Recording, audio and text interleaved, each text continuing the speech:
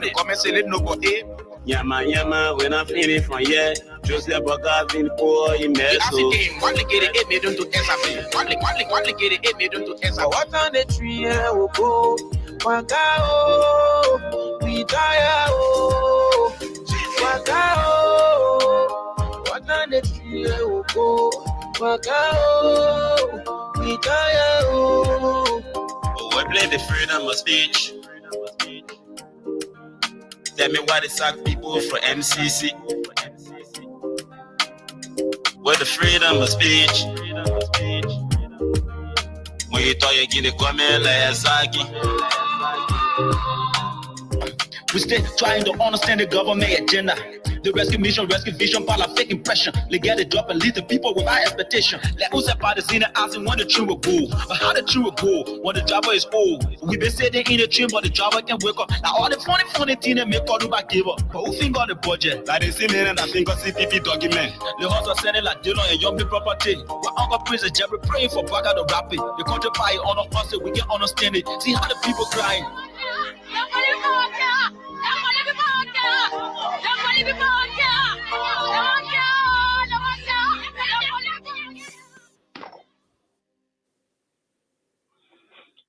And the government need to really invest. The people like you that get the type of structure, they come say even they could just be getting you $1 million for the budget year. Every year they give you $1 million. You impact a lot of. If I were president of this country, God show you His wonder. You're not believing. We told Joshua for what? You're a footballer. Yeah. A football developed country. A football be medicine in the head. No. Yeah, we told Ellen Chancellor because she's from Harvard University. Yeah. What would the book do for you? No passion for development. Then Umo Joshua will put the millions man in the whole world. Yeah. Me. Connections there, you not get it. You have no connection. Yeah. Just say that Doma, all kind of things that just happen here. I'm sure no he, no tea. When he was 12 years under Ellen. Ellen did not want him to become president. So Ellen did not introduce him to many leaders. Ellen was doing her thing on her own. She was traveling from country to country and kept a man in the garage for 12 years, according to Boyka himself. Yeah. That means he was not empowered to meet any leader. When the African leader themselves need support from the West. Yeah. Uh-huh. All African leaders need support from the West. Yeah. No African leader will help another African leader with money for development. Yeah. In the West. Yeah. He does not have that contact. The standards for the type of worker. Okay. Because when we have wrote, the Senate did a comprehensive report of their findings and attached the Supreme Court ruling and the amnesty law and everything. And the position statement for those commissioners who decided from Badia to where. And said the way forward is a Panama House discussion for peace. Then when Badia come now, he is deceived by coming there, by the Dillon there, Nombi there, and he now where he's just thinking all kind of way, all kind of thing. He want to go after people. Then, the CDC still control the lower house, the upper house. Mm-hmm. So they went some kind of way, some kind of thing they did, but I think they did a resolution that passed because of money crossing. Yeah. Then they sent it to the Senate. Mm-hmm. Then something happened. Wow. All that they almost signed to Yombi house. Then they brought it that Tuesday morning. They didn't tell me they had it for me. Oh. Then when I heard what was happening, it was remain 2 persons to sign. That was me, that was Bani, Jim Bani. Now when I went to Kum, I said, what is going on? You were here when we had sent paper, and you were here with our own leadership, and we sent the report with all documents, legal documents, to guide where. Then Baga benefited from the 2010 decision by the Supreme Court to be involved in the election in 2011 because he was not to run with Ellen. You're right. He benefited. You're right. Then after serving our Bible for 12 years now, he's now president now. We finish campaign for that kind of old man, then he want to persecute us. Is that going to persecute us?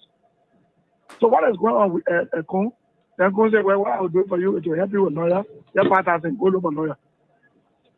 So from Kun offered, my own son offered that I went and found a resolution. I never said them why y'all did this. You know what they told me? No. Resolution is not a law. So starting the resolution, I mean, we agree. Bring it now. When Baka send a bill, they will not put all the law they put in now and back it. Oh, okay. That was a smart move. I said correct move. Yeah, correct move. President Bouakai 2025 budget will determine his clear vision for the country. Okay, sir. Then it also includes the dividend on some of these crowds. For instance, I know it can be argued understandably that the overpass bridge that the Chinese government is about to build and the road from Cassidy Boulevard to 12th Street, they were all in the Puebla. That's true. But it was blocked in the Puebla.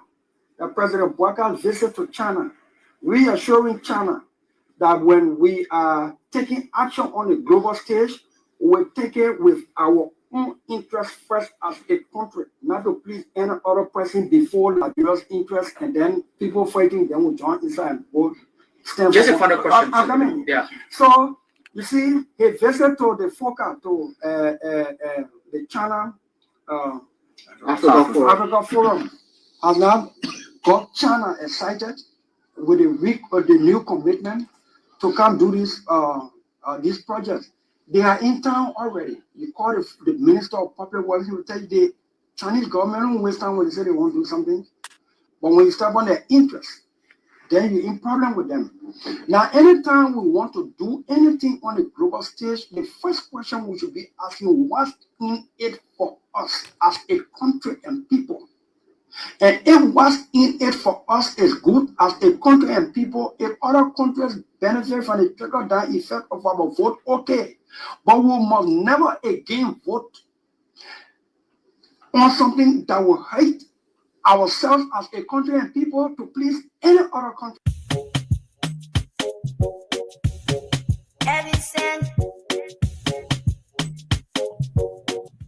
Liberia, like I said, is one of the best countries in the world, whether you believe it or not. You understand? Yeah, it's a small country. It's one of the best countries. You know, we are very good people. And then I think what we should strive for is for our country to survive. You know, and that's why we promote peace in our country. You know, for so many years we've been promoting peace. And people that brought war still continue to have the face and idea of discrimination. This is wrong, and we will not sit as citizens of this country. I was in opposition before. I faced this thing before, and then of course I'm in opposition. We'll put check to that.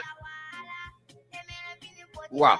And these things happen in the wake of these turbulent times. You know, the economic hardship is very high, and there were people that you may have placed on payroll and so forth here and there. But these are Liberians in the wake of all of these hardships. They have been taking off jobs, and some of them could be angered by that and take matters into their own hands. And you are the man of peace. And if they did support you and they are suffering because they are associated with you, people have been taking up tenure positions. Whoever associated with you, either directly or indirectly, they have been taking up jobs. These things could anger people and they could take matters in their own hands. What say you to this? Yeah. Maybe the international community that were reminding us to make sure that we don't break the rules and regulations. They are still there. And we have to respect the laws of the Republic. That's what we did. When I was in power, when they tell me that no, this is a tenure position, you cannot move the person until their tenure expire. So be it. That's the law. We can't break the law. So I hope that the government will take heed. It's important to respect the law of the Republic. We're not a democratic period, so we need to respect the law. All we look for is to respect the law, and that's what we did. Looking at the common people are losing their jobs at various places as well. Not just only tenure position holders. They are the ones that feeling the pinch the most. They got nothing. AB, when you are angry and you elect the wrong people, thinking that these are the saviors, is wrong. You understand? We were in opposition before. If you implore poor people that have the minimum, and somebody come to power and believe that because they associate with other people, they have to be taking on job. This is very bad. That's not good. No leader can do that. You know. And what, $50 job, $100 job? You mean government that come to power, that came to rescue, cannot even give a $50, $100 job or lead a citizen on that job? This is wrong. It's wrong. It be everything that they're doing wrong, and we know that. You know, but again, the peace of Liberia is the most important. It's the most important, and that's why we in accordance with the law. You know, this is wrong. People supported the Unity Party. I came to power. I left them there. These are citizens of the country. But you can employ a Senegalese man, and you refuse to employ a Liberian. Is that what it is? No, it's wrong. It's wrong. Everything that they're doing is wrong. Maybe the disrespect is wrong. Breaking our laws is wrong. And the old men know that. Bwaga know that. Bwaga know that. When we were there, the Bwaka, we used to go to him and even feed Bwaka because of his title. You know what I'm saying? Make him comfortable because of a title.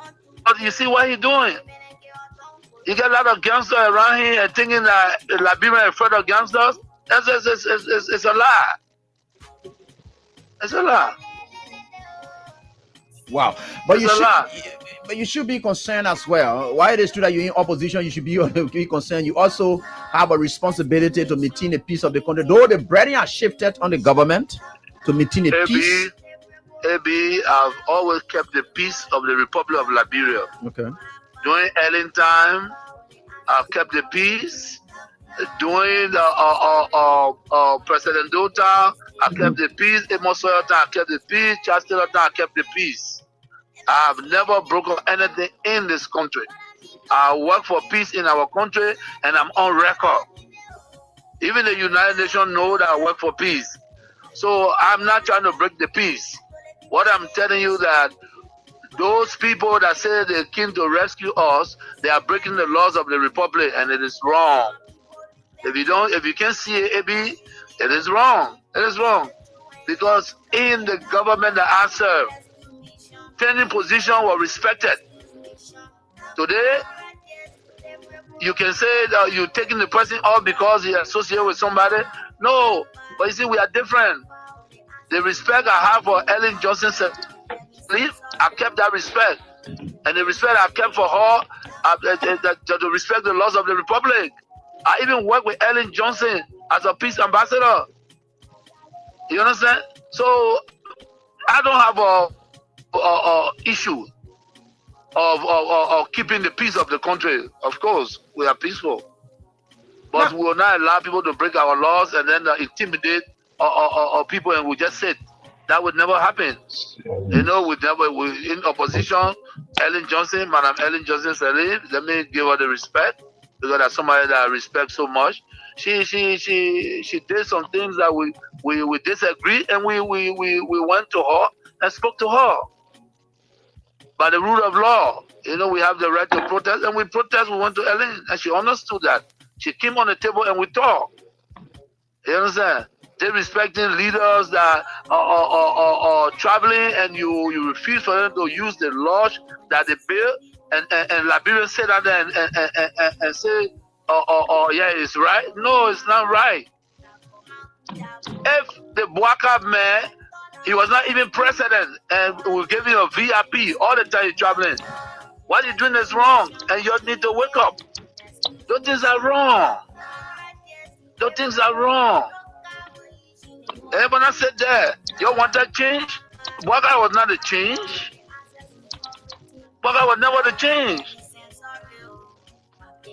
Those few people that believe that all the years, almost 171 years, they left this country, they wanted to come back because of where they went, there was no business passion. They think that they can get in Liberia and lie, say they came for a change. There's no king for a change. Why they changing? To break the laws is why they changing? No. There will be a period and we will check. But again, like I said to all Tunisians, and that's what you saw today, in the ring, go to have your program and be peaceful. Enjoy yourselves. Be together, recalibrate. You know what I'm saying? Regain the people confidence. And Liberians are there. You got some sound Liberians that believe that we were the right group. Yes, I'm not saying that everything was roses. No, but we fought for this country in the midst of pandemic. Liberia shine amongst a great nation. So what are we talking about? You know what I'm saying? So the disrespect to our citizens is wrong. It's wrong. You know, it's wrong. Respect the law. I did not bring 10 jobs. We met it. The Unity Party left it with us, and we respected it. So what's going on? Is it that Bwaka angry because during early time there were 10 jobs, and he want to break it because you are not happy? Is that what he's saying to us? Because the 10 job, I didn't do it. I made it there, and I respected the laws of the republic. And also, thank you for this time, for giving the opportunity. But there will be a time I hope that our people realize we made a mistake. We're in a new era, and they send us back to the old era. We need to correct that.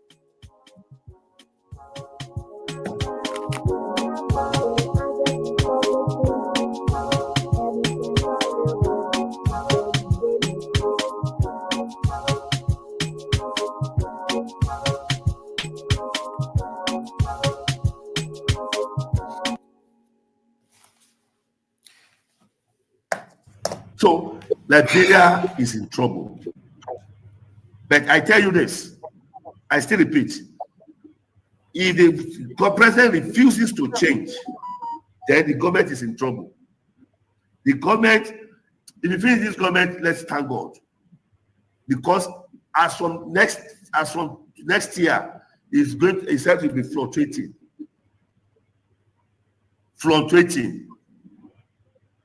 And all the people that is in the government, they are liars.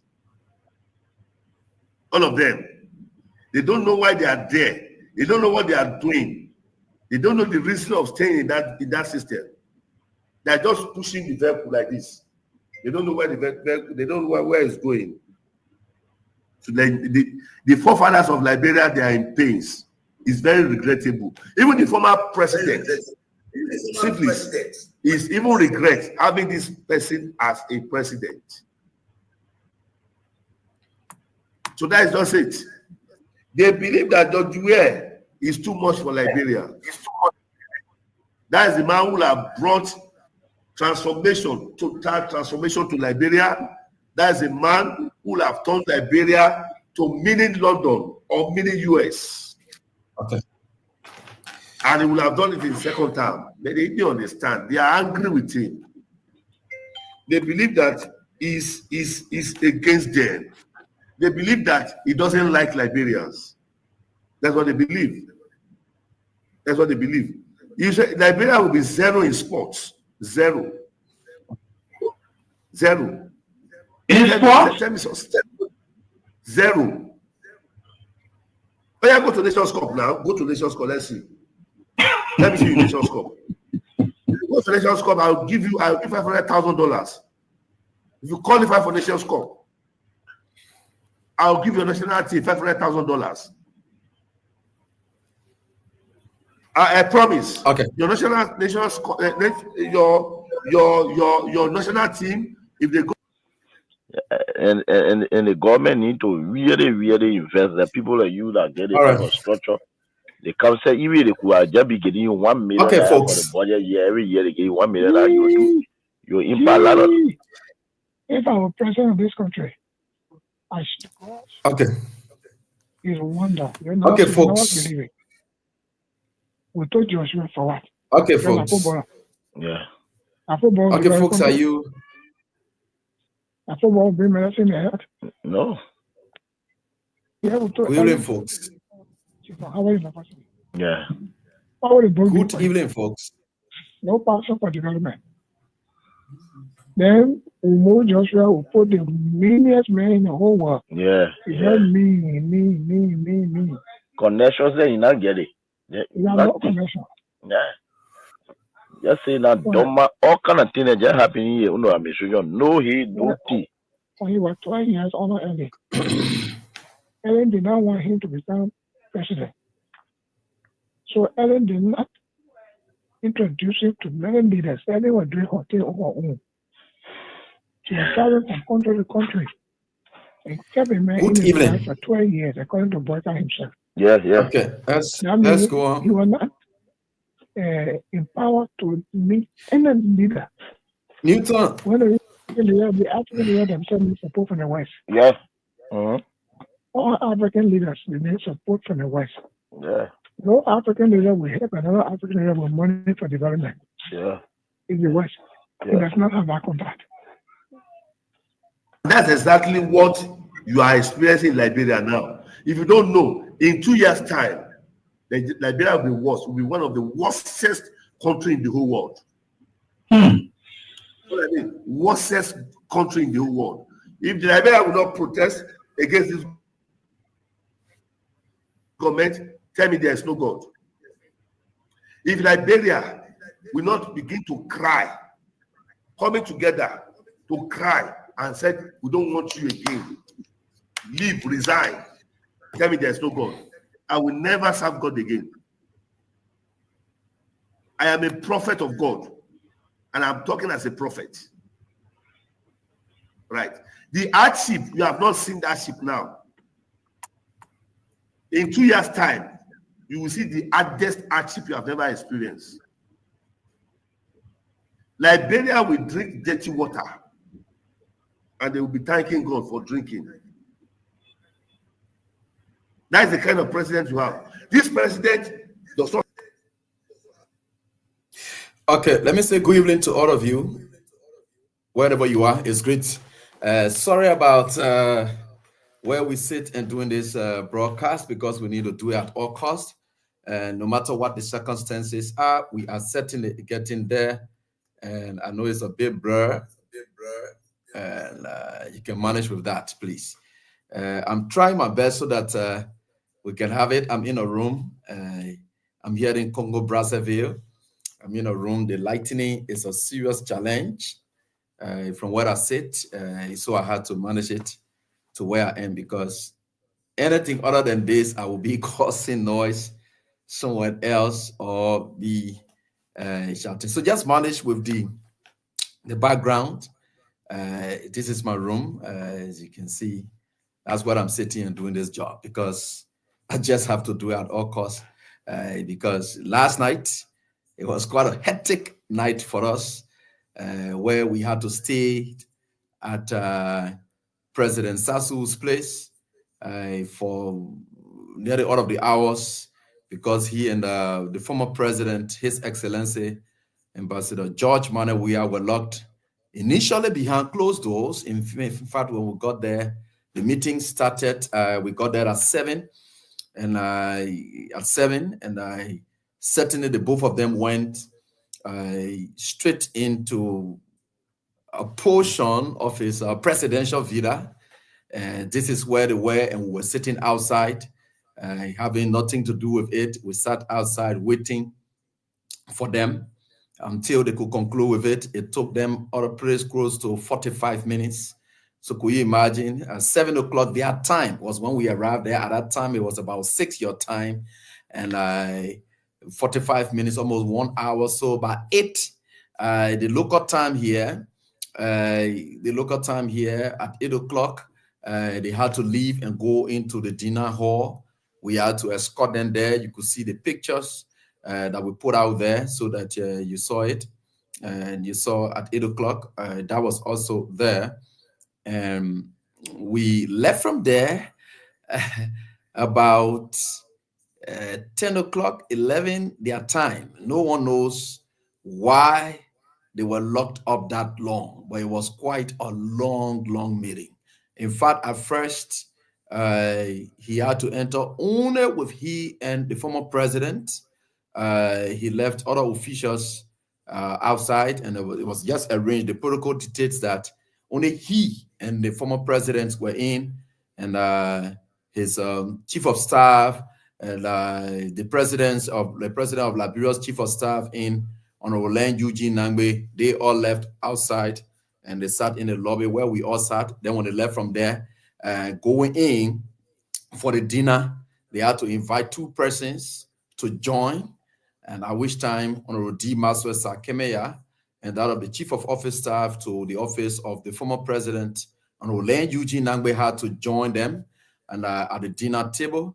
So you see, it was 2 first, then later on, it was quite an exciting occasion, and we were just out and just bracing ourselves and hoping that anything else will happen. But first of all, let me just inform you that the flight that went for the former president yesterday was one of the private presidential jets and of the Congolese president. He had to send that for the former president, so you should know that that which was used yesterday, it was at the expense of the Congolese government. And as a matter of fact, he had said no, the former president should not use his personal jet. And on this occasion, since he was extending him the invite, so he said that the former president should not, and she allowed him to send his own jet, and they jetted in Liberia by 9 and before 9 o'clock, because we picked up at 9, and we think it was important that we just share this information with you to know that this entire trip was sponsored, and it's been sponsored by Dennis Sassou Ngozo, who had to do that for the former president. So even where I am, whatever it is, it's all on him. They had a lengthy conversation from there. So in little briefings that were shared with us, and it was clearly known, as you could see, that the former president and that of the current president of Togo, they had lengthy meeting. And key amongst that, remember now, he was one person in 2021. I remember when former President Weah, and at that time he was president, had to leave, coming to this very country for the inauguration ceremony of this president and Sassou. So he had to come for this. And remember, in coming here, his own justification for that is that Sassou is the godfather to him. Remember, Sassou is a football fanatic. He has started following Weah through all his years, and I followed him throughout. So whenever Weah became a president, he was so excited, and in knowing Weah, so Weah had to attend, and he calls him his son. But again, when you see him, you say my brother, my junior brother. That's how he describes it. So he was so excited, and when he met President Weah, it was all up. You see the pictures on the screen there. So excited that he was able to see President Weah. And here, when we arrived from the airport, the greetings and everything, I think that's what I thought to have just shown that little video, so that you see the kind of courtesy that was accorded the former president. So our arrival, they treated him for every stage of it. He was never called former president. They call him Mr. President, Mr. President, Mr. President throughout. All these times that we are here, they call him Mr. President. And that's normal, protocol. I don't know why in Liberia, people all want to say, when you say President Weah, people get problem with it. Now, he is the president, and he had presided before, and that's what it is. You can't take that away from him, especially in some great moments when you want to really try to place him specifically in a role. You will say the former president is doing this, but people will always call him president. You can't take that away from him. Wherever he goes, people call him Mr. President, Mr. President, Mr. President. They don't have too much stress and time to be calling former president or this, that. They don't have time for that. So they just call him Mr. President. Everywhere he's passing Mr. President, Mr. President. And I think it's important so that you know that whenever we are in Liberia and saying, oh, President, people get problem with it. I don't know why. Even in the great United States of America, you know, and how many times it would take you and as a protocol officer to be calling people, say this, that, here, and there, all the kind of thing that, you know, the guys, country, you know, Liberia is way beyond time. But again, when you do the research and you bring it up and want to live according to it, they have issues because they will always have issues. Which is bad for us as a country. And I think we got to graduate from that, right? Let us graduate from that. And I try to go beyond these kind of thoughts about, oh, who is the president, who is this, that, blah, blah, blah, all the kind of thing that, yeah, it's not too important. So I just want you to know that, that is what it is. What are you calling president? You don't call him president. People respect him as president. I just want you to know that. You can't take it away from him. People respect him and know him as president. That's the clear fact about it. And they call him president. Whether you like it or not, you come down, they call him president. So immediately he saw the president, he said, Mr. President, could you imagine? The whole sitting president is greeting a former president. He said, Mr. President, good to see you again. Welcome. To whom? They call this place his home. In fact, he described we are as somebody whose home. And he says, welcome home. And yeah, he calls this place we as home. So he said, welcome home. And these are all normal things. But you want to enter somewhere all day, you're looking for title, respect. Respect is earned. Forget about it. Why they even call you president? Joseph Bogara, they call president. What kind of respect you get before you're forcing the whole president here? And whatever it is. Whether you like it, you call you president or they call you anything. The respect is what we are looking for. The respect that is accorded. You like it, you won't call. We have former president down there. When he comes here, the people respect him as president. They gave him the presidential courtesy. So wherever you go, you come down, the man has achieved it. There's nothing you can take away from him. So you seen it? So whether you're lucky or not, people will call him president. Whether you're lucky or not, other people will call him president. That's what it is. And I just want for you people to know all of that, that it happened here and it will continue to happen just anywhere. The president had to use let me give you some of the observations, so that it's important that you capture these things. Prior to our departure, and in fact, we got at the Rabos International Airport, they used the, how do you call it? Okay, the president used the regular tenor, the regular terminal. So he used it, and there was an instruction given that there will be no screening and so forth for him and his delegation.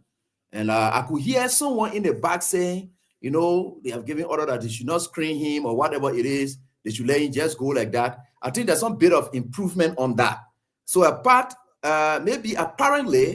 in previous travels, they always used to stream him and screen him and see to it. And that's what it is, that which was out of no respect. But they said there was an order that came and said that, no, you have to allow him go. Here is delegation to go. The next thing that happened is that they sent one small car to come and take President Weah to the private jet. Small car, out of no respect again, no courtesy. So he looked at it and said, no, I don't want to ride your car. And how he got in the bus with us. So he was in the bus waiting because I had thought he had gone in front because I was behind. So he was in the bus. He said, where AB? So he asked for me. And then I saw Eugene here in the back say, run. The president is asking for you because I was the only one now that they were waiting for because he had to go first. And I had thought that he had gone in ever since. But he said no, he was right with us in the bus. So he sat in the bus waiting, and we had to get on board the bus, he and his entire entourage. And then the small car that Joseph Boakai then sent for him, he tried to say, you can take your car, no problem. I will manage with this car. So, and that's how we left from there. Today. And my son Newton Topad is down there. So for those of you out there, I just try to give you updates on this trip. And as we are moving on, try to give you these updates, and which are very much important. And Newton Tukpat is there, and the Freedom and the King's Cap giveaway. Sorry, the King's Cap giveaway continues. Today is Tuesday, so the star 7 and star 24 hash. You can play with that, and we'll get you 4,000. That's what we'll be giving out. Star 7 and star 24 hash is the code you can play with, and we'll be able to give you 4,000. Newton will do the draws, and you will be caught up after as you have left. I will use some time up so that Newton can do the draws. All right. Newton will be able to do the draws in time. So I just thought to give you these updates so far. Let me say hats up to all of you. You know, Liberia is our country, and whatever president we came here for, the matter of fact is that he's being called to be given the respect that he deserves so much. That others try to deprive him from, but it's just difficult. So the question was asked, first of all, he told, we are thank you for the rule of law. Thanks for respecting democracy, and that which is very much important. And he really thanked him. And he was able to narrate a little story and said back in 2017, I remember I was in power. Certain group of people came, they decided to do XYZ, and I left power. And again, when election was coming, they wanted to do cheating. So that how I was able to take up issues and say, no, you can't do that. So his return to power, he is a returnee as well. He said when he was making his way back to power, he was just trying to encourage President Weah and say, look, these things happen. He said first, and people took me off, and way back in 2017 or so forth, yeah, and I gave them the power, and they took it. But when I was trying to see to it, and I get back to power back in 2017, they wanted to cause noise, and I decided to raise issues about the elections. So how come the guy who was here, he had to leave, and today I'm in power? So you can always have faith that no matter what it is, God is there, and God will continue to protect you. And that's why he was able to share. And I was able to tell him, he said, oh, Lad is going back home. Lad is going back home. Despite me giving on the presidency peacefully, and despite the narrow margin, yet the rule of law is broken. No amount of courtesy is given, no respect for predecessors. And I as accorded, and I will be accorded anybody. And I was able to listen to all of that and just encourage here we are and said, just keep the faith. And one thing, according to what I understood he asked, is that we are Bwaka and his team, and they want an audience. I think Bwaka and his team, they are expected to visit here, either over the weekend. Yeah. So he was asking, they are coming and they want to have a word with me. And he said, what you say? And the president was very simple and said, no, just try to hear him out. You know, we are somebody whom, whether you like it or not, his decent nature that is in him, it goes anywhere and everywhere. Remember, there is a father figure that he has come to. He will sat here, and say all of the damning things and say, look, don't do business with these people, don't do this, don't do that. He will say any and every negative thing. But he's being a guy who's a guy, he always wants for people to be led with their own judgment to do what they want to do. He doesn't want to be a part of what it is. That's why you see, he doesn't venge on behalf of God or take God's role to venge. No, God said vengeance is he. So when the question is asked as to whether these people are coming, what they said, he said, look, just hear them out. It depends on you, the president, and you are the one that will make your decision. I can tell you, say, don't do this for these people. Don't do this. Don't help them. Don't do this. They are bad people. No, I can't do that. And that was one thing that we will never do. Yeah, we will never do. He wouldn't reduce himself to that. The kind of petty thing then, trying to reduce himself to, oh, well, don't listen to that. Don't do this. Don't do that. No, he's not going to do that. So for him, he's clear. Nothing makes him angry. He doesn't want to appear like he's angry. He's always a lively person, and everyone is just, and be excited about that. And he was just being the kind of person he is. His deportment out there, it speaks to responsibility, and we think for sure it's very much important that we deal with that. And I just thought to share that with you as well. So they had a lengthy conversation, and the former president and his president, our president, and George Manuel Weah is expected to leave on tomorrow, head for Nigeria, and he's going to attend to a friend's football game on tomorrow, birthday game on tomorrow. When he gets in Nigeria, then from there he has a meeting pending with the Nigerian bishop and Pastor Bishop Prelate Adoyi Prelate, the man who gave the doomsday prophecy about Liberia, the calamity, and issue about Liberia. So he has a program that he's going to be having, and he wants to see President Weah at that dedication ceremony that he has already outlined. We don't know what's in it, but he said he wants to see President Weah at all costs. So President Weah will be in Nigeria to meet with him, and I will have that opportunity as well. After I had that interview with the old man from Nigeria, I will have that opportunity. In fact, that's the basic reason why President Weah said, AB, you have to be on the trip because that's your old man. So I would like for you to see your old man. That's the good thing about Weah. He never takes away anything from you, and that's one thing. He gives you what it is that you deserve. So he says, AB, in fact, when we're in the flight, and he said, AB, you are going to be the star. And your old man there, he wants to see you. And so I think it's important that you go. So I was not really, this trip is not really my trip, but I just had to come because I needed to come from here, and then we go there. But he had to say, no, you have to be in Nigeria to go see your old man. So that's how he managed to put me on it. So I'm very grateful to him for being very grateful to people who are there for him all day, anytime, anyhow. And I want to say thanks to you and our President Weah. God will continue to bless you. I tell you, thank you for everything. I knew every effort we exerted. One day, we have had a time to meet, and today is the time.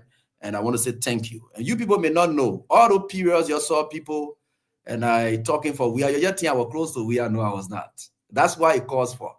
When I believe in a cause, I don't have to know you before I support it. I just believed in Weah. I just believed in him.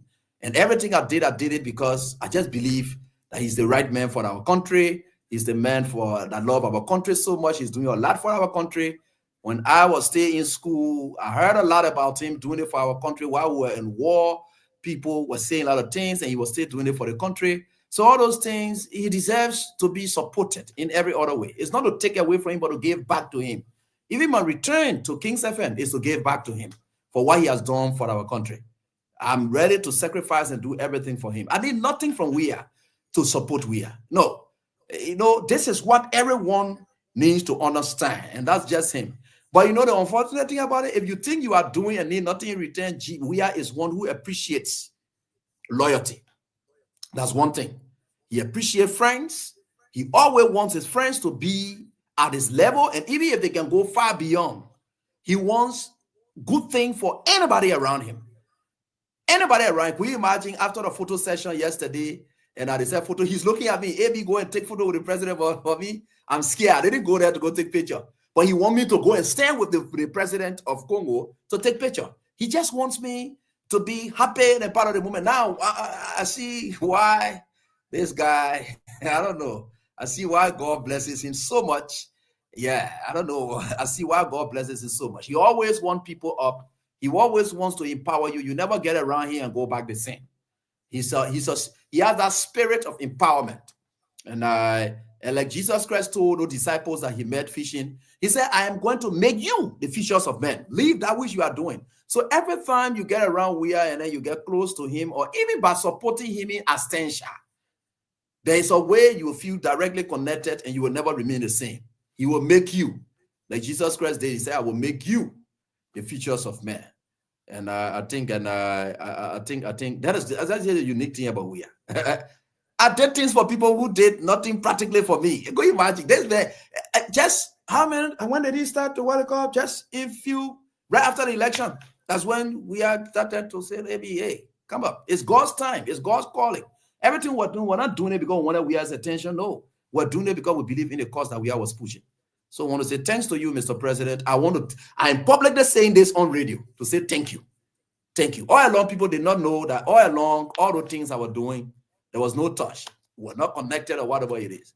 And little did I know that these days will come when you will have to show who you are to people who did. So every other sacrifice I did with other people, it didn't go in vain. God had to use his son-in-chief, the grace man, to make sure that those sacrifices are appreciated today. Yeah, I am. And I'm very grateful. Thank you so much. So after saying all of that, and we think for sure, I just thought to say this so that you will know that I'm somebody who, I'm so elected, and I'm so elected. I don't know how to describe it. Yeah, I don't know how to describe it. You never know. He calls me brother. And I want to call him father all of the time. And he calls me and brother. That's all he says. Brother. Because he doesn't call you Peking. None of the people that you're around, they mean I'm a Peking. They mean I'm a this to reduce you, to relegate you. I will bring you to the state of becoming your brother. Sometimes when you small guy, you say I'm a sister this. Because you know what it takes for you to say he my brother? Can you imagine we have age and look at where I am? We are Sharon and myself, we're in the same category, we're in the same age group. But he looks at me and say, my brother. You know what that means? It's respect that someone is giving you. He will not be calling you children, but there are some people you around and will tell you, say, my Peking. That man, I'm a Peking. That man, I'm a this, that. No, he will call you my brother. And you will feel yourself, you say, but how do you put me in brother category? We're not even going to call you, say, you are my brother. He say, you are brother. That's how he calls people around him. You are my brother. And I want to say thank you. And I think with God, all things are possible. All right, so let's move on back in Liberia. Sorry that I wouldn't be showing you some of the videos, but like I said, *799 *24# is what you can play with, and right here, and I will be able to do the draws for you. 4,000 is what you will get. Newton Topaz is back home, and Joe Cooper said people that Boga can call you Piki. They will say no man are Piki.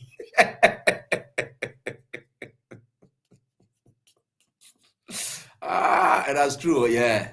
Everyone around, you can be what the God said, when he brings you, he will elevate you to a certain level that you don't even know. And we are very grateful. Let me say what's up to all of you. Today is Armed Forces Day. Let me say happy Armed Forces Day to all of you, all of us as Liberians. Remember, this is our country. We got nothing else to do. We think we can only be grateful to the Almighty God for everything he continues to do for us. And we are forever grateful. With God, all things are possible. There is still hope, though we are going through tough times. And these tough times have been used by God as a teaching moment. Yeah, we call these teaching moments. These are moments that God uses. So now how practical experiences, yeah, are used for teaching moments. Yeah, so, and I think let's try to learn from it and let not just be angry, but of course learn and from the storm. And because there's a voice that keeps coming up, there's a teaching voice that keeps coming up in the wake of the storm, and that blowing over Liberia now, over the over our country, our beloved country. But let's listen to that silent voice that is teaching us to tell you, say, don't get too angry. Listen to the lessons. You may be affected, but God is saying, I'm right beside you. Whatever is happening is happening. Yes, I know it's happening, but you are not going to be affected. Don't worry. Just keep yourself. And we think for sure with God, all things will continue to be possible. And I'm very excited that we all are happy. And everything that is happening for the fun. It may be funny, but it's God's own way of trying to help us out as a people to understand some things. So first of all, before I go to the Armed Forces Day activities and the burglarizing of the Speaker's office, because I call that burglary. Because as a student of law, still calling myself student, as a legal practitioner, when you say evasion, evasions are done legally. When you say evasion in the definition of law is a court order, because by law, you can evade people. Even you can put somebody in your house, right? You and the person, you sign a contract, you put the person in your house. And then you decided to tell the person, say, I don't want for you to be in my house again. What the law says, give them notice. If you give them notice and they don't agree, what do? You don't just pack the person things out. You go to the law. That the law will tell them. So that period that you're going to the law for that to happen is what we call evasion. That's evasion notice you are giving to the person. So some people will come to you and say, oh, the landlord gave me notice. Oh, that notice they are giving you is called evasion notice. They are evicting you from that property, from the room. That's what they call evasion notice, right? So the man will tell you, say, oh, my landlord gave me notice. My landlord gave me notice. But in actuality, that notice is called evasion notice. You should leave the property, right? So you can do it voluntarily, right? So forth. So because you are not leaving at will, you are leaving not at your own will. So the man is putting you on notice to tell you, say, leave. So you are not doing it at your will. For the fact that you are not doing it at your will, you are being evicted. You are not doing it at your will. That's when the evasion starts. But that one is voluntary evasion that will be giving you notice to tell you, say, leave. It's bad. You're not doing it at your will, but they are telling you, say, leave. So that's why it is. So it starts. So even if you can put somebody in your house, you say, I'm going to put you there. To moon that person, you got to go for the law to come and moon the person. Not because you say that myself put the man there, so myself can now how it works. You and the man can say and say, my man, can't be in a house here, free of charge. I don't want you to pay any money. But the day you want to move the man from there, the man tell you, say, I'm not moving from the house. And the law was not there the time you were doing it. Nobody you call there, right? But the law says before you can move that man from that room, from that house, you got to go to the court, then the court will come move the man. Because the court will send people, because I tell now people property now you can be touched. The court will send people, those people will take those properties, and the people who taking the property, they will do inventory and make sure that all your belongings that you have, they are taking stock of it and what they are moving from there. Finished. Nothing more, nothing less. That's evasion. So when the news paper articles or headlines are saying Fonati is being evicted, no, he's not being evicted. That's burglary. Burglary is to forcefully barge into somebody's property or home without their consent. They are not present, and then you enter there by force. That's burglary. That's total burglary that happened today. It is not evasion. Nobody should equate that to evasion. Evasion has legal definition. Evasion has legal definition. And by the matter of fact, I am suspending on this radio. I'm suspending my friendship relationship with James Colette. He's not a representation of a friend, because I don't want for somebody to say, show me your friend, I'll tell you who you are. I don't want that. So James Colette should know that the line is now partially drawn. I don't say fully drawn, partially drawn until he can come back to order. That I am going to deal with everything in the form and manner I would do, because what Colette is doing is injurious to the image of our country. And like I told you people, anybody who does anything that runs contrary to the interest, the image of the common denominator that we all belong to, at that time, you're no longer my friend. You are no longer my friend. So for him, I'm suspending it partially, that he's not my friend. So let me deal with him, because I got to take that friendship team from there first, then I'll deal with you. So that's what it is. So I'm suspending it to know that I'm coming to deal with him. Yeah. So that you will know that, no, AB has suspended the friendship. So AB is dealing with me now, not as a friend. So I'm going to say that. Because my country business, I don't joke with it. Yeah. Right? Yeah. My friendship business, I don't joke with it. No, I don't. When I tell you, say you're my friend, and there are certain things you will do or so forth, yeah, I will agree. So I have suspended it, and I'm going to deal with him. James Colette attitude will deal with that. But before we can go there, let me just say something in passing. So today, Cyrus McGill sent me something. Yeah, Cyrus McGill sent me something, and he sent me something about former President Salif trying to close up the Sona, or last Sona, I think it was last Sona or so forth. Sorry, I'm not in main studio to be able to display these videos accordingly. To display these videos accordingly. And Happy Armed Forces Day. Kev Hassan says, I'm very happy for you, my brother. Thank you for what you are doing. Yeah, Kev, I want to say thank you for your support as well, my brother. And you won present. And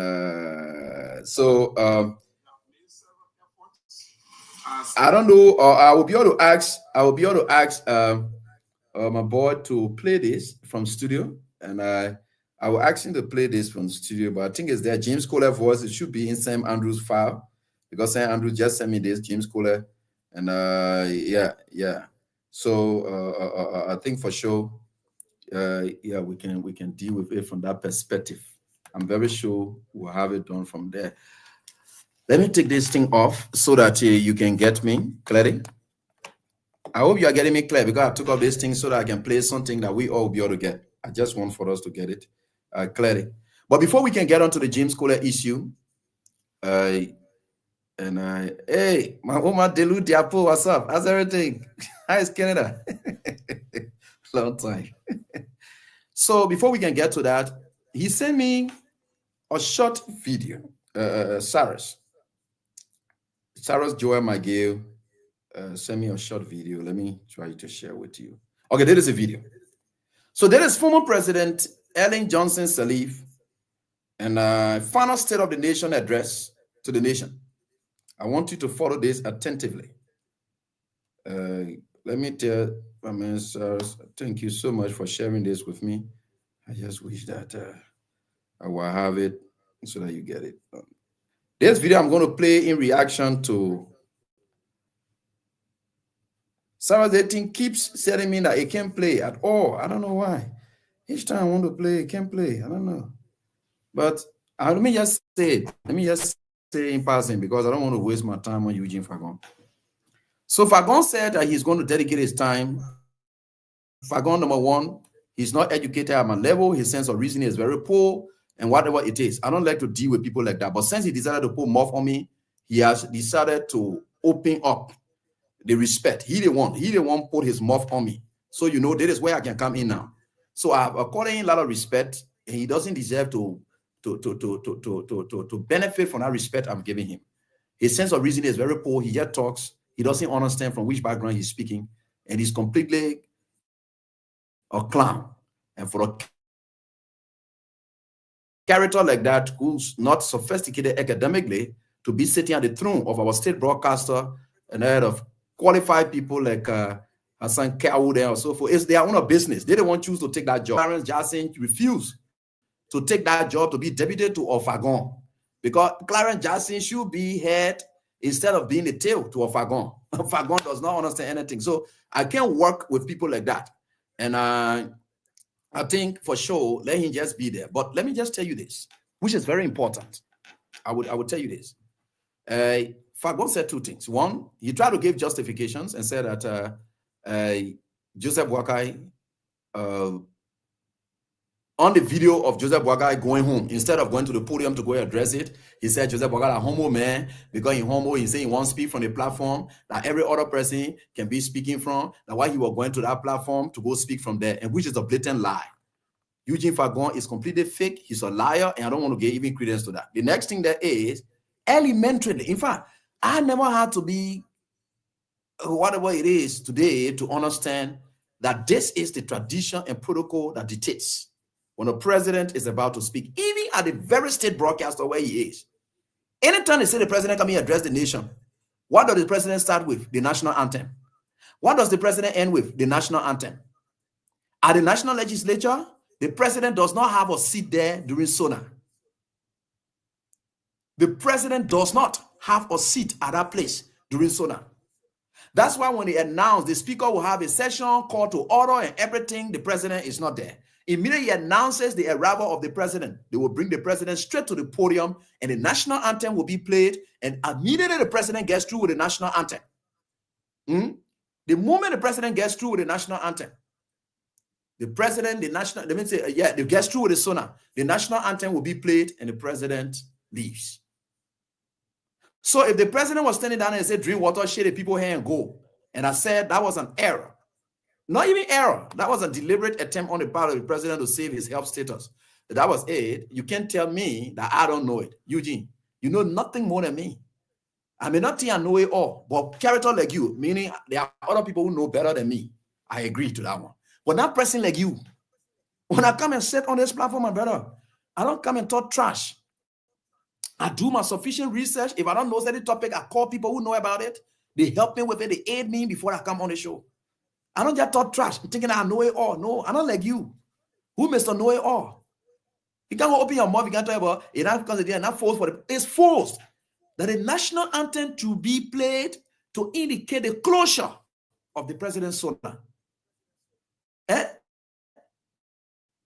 For the president's SONA, that's it. When we were done the line, way down the line in La Grand Bazaar County, the plantation. The moment we hear national anthem, boom, we know the president coming talk. It's either the president coming talk or the president finish talking. That's all we know about. So if you were in that constitutional days, that who told you?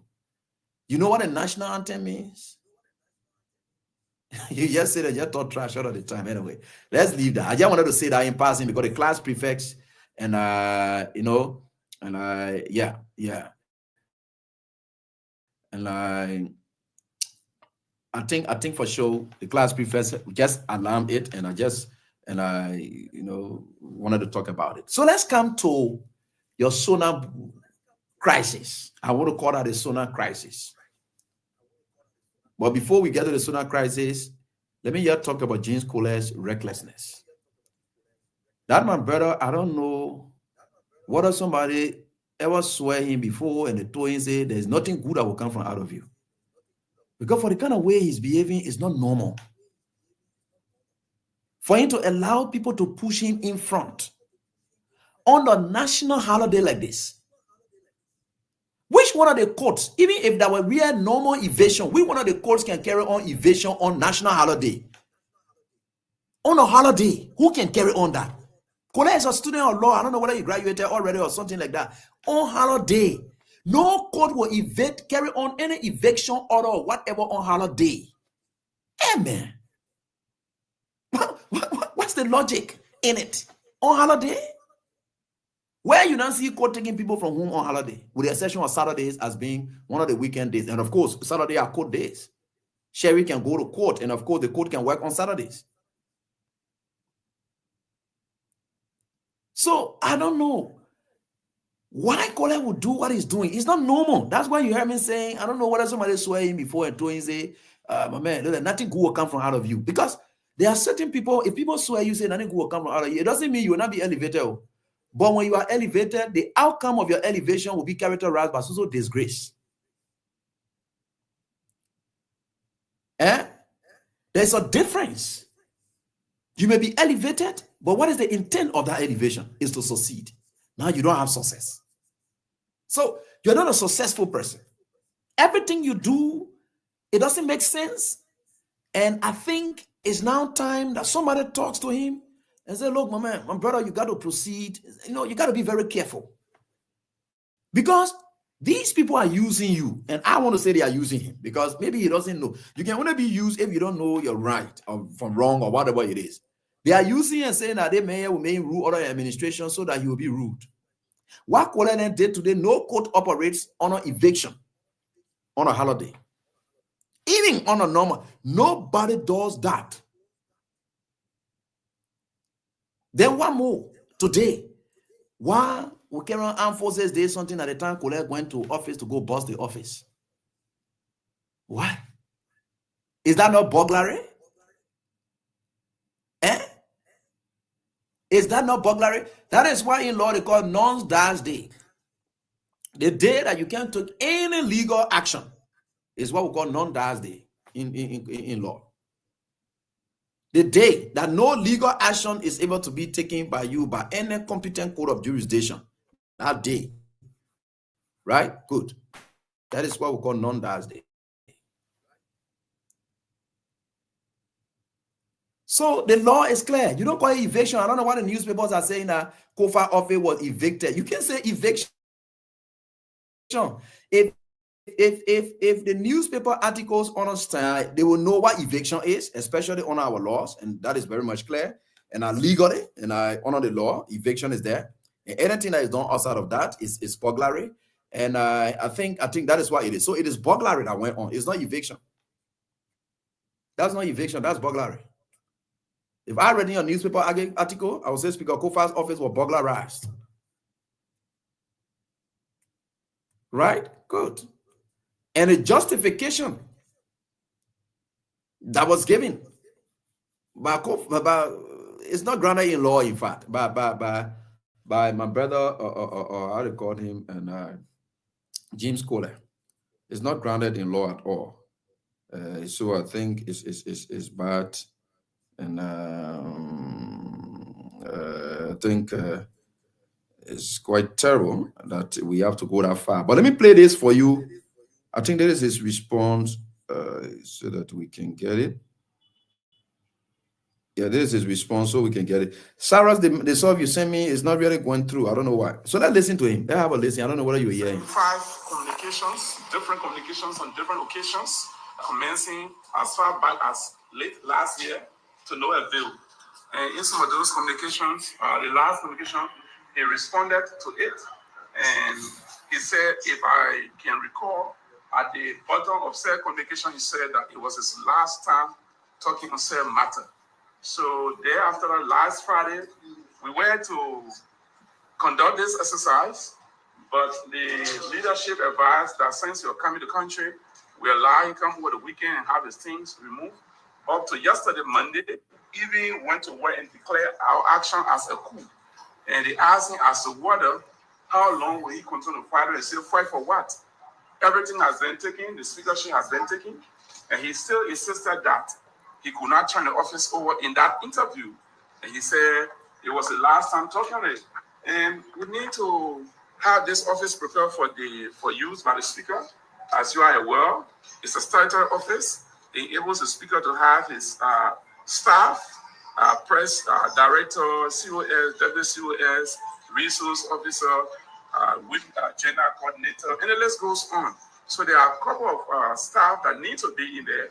We also need that office to enable him to have a comfortable space in interacting with guests to be able to discuss the interests of Liberia, inclusive of the conference room. So it's against that backdraft that plain director took an action to enable this committee in rule order. We are 2 here, but we are now 2. This is a committee of certain persons to carry on this exercise today. He has been removed.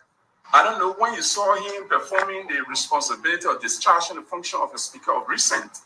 Since November, December of last year, up to present, he has not discharged the responsibility of function of a speaker. There is a man who is removed, and not only removed, but he's replaced. And not only replaced, he doesn't come to work.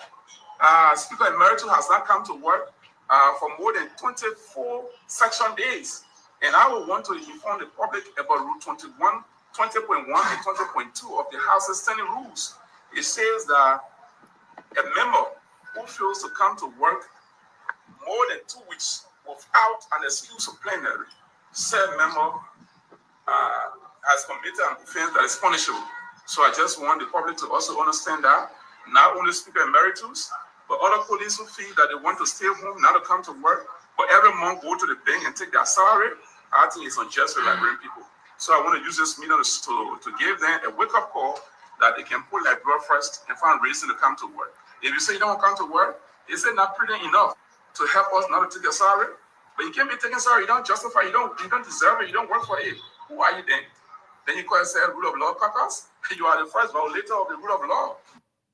Okay, so there you listen to him, and he's talking about the justification given for that, and they are saying that they will take action against people who are not going to work, including Kofa. And it is on Joseph Boakai that these things are happening.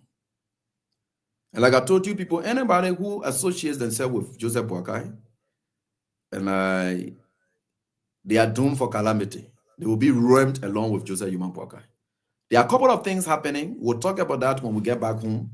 There are a couple of things happening, and these are our opinions I would like to just share with you. Things are gradually falling apart. You understood that Sam Gay is now telling some of the EPS officers assigned closely to Boakai. They have understood that they are trying to share information about the incapacitation of, because Jeremiah Kun has paid people and planted people in Joseph Boakai's security detail to tell what is the status of Joseph Boakai. Jeremiah Kun is down there for himself. So he has planted people in the security detail of Joseph Boakai to know about the status of Boakai. They should tell whether Boakai is okay or he's doing what, because Jeremiah Kun whole presidency hinges now on whether Joseph Boakai is well or not. That's what it is. He's not thinking on anything else now. Jeremiah Kun first attempt of whatever first strategy is, let's get Prince Johnson out of the way, and Prince Johnson is gone already.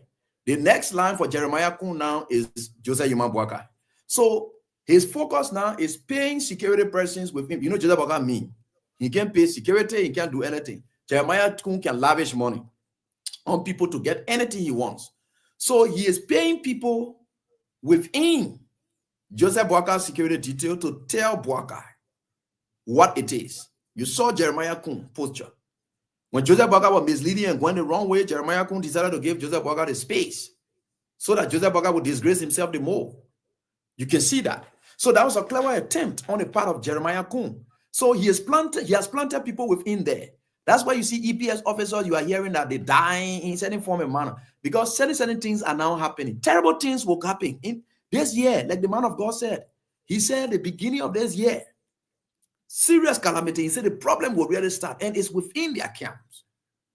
Kun has planted people to tell. You never know what the security people are able to do to Joseph Boakai. And I am saying this here because I know what Kun is capable of doing.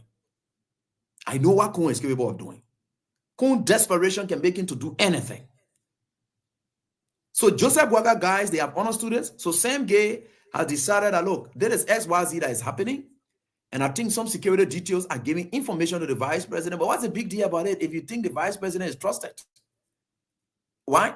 So they know that the vice president is not trusted. But I can assure you that Kun may likely not succeed as a president as you people thinking. Something may happen. If what I'm sensing now is happening the way it's happening, something may happen. If anything should happen to Boakai, Kun will be resisted from becoming president. It started already.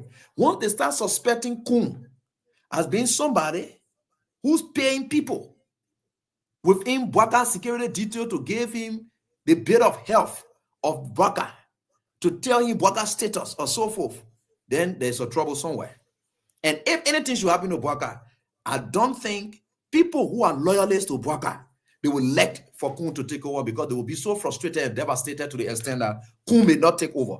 I can see something terribly happening in this country where that will happen. If while we are hearing that the EPS leadership is suspecting Kun of planting people, or they have rogue EPS officers assigned to Boakai and giving security details to Jeremiah Kun,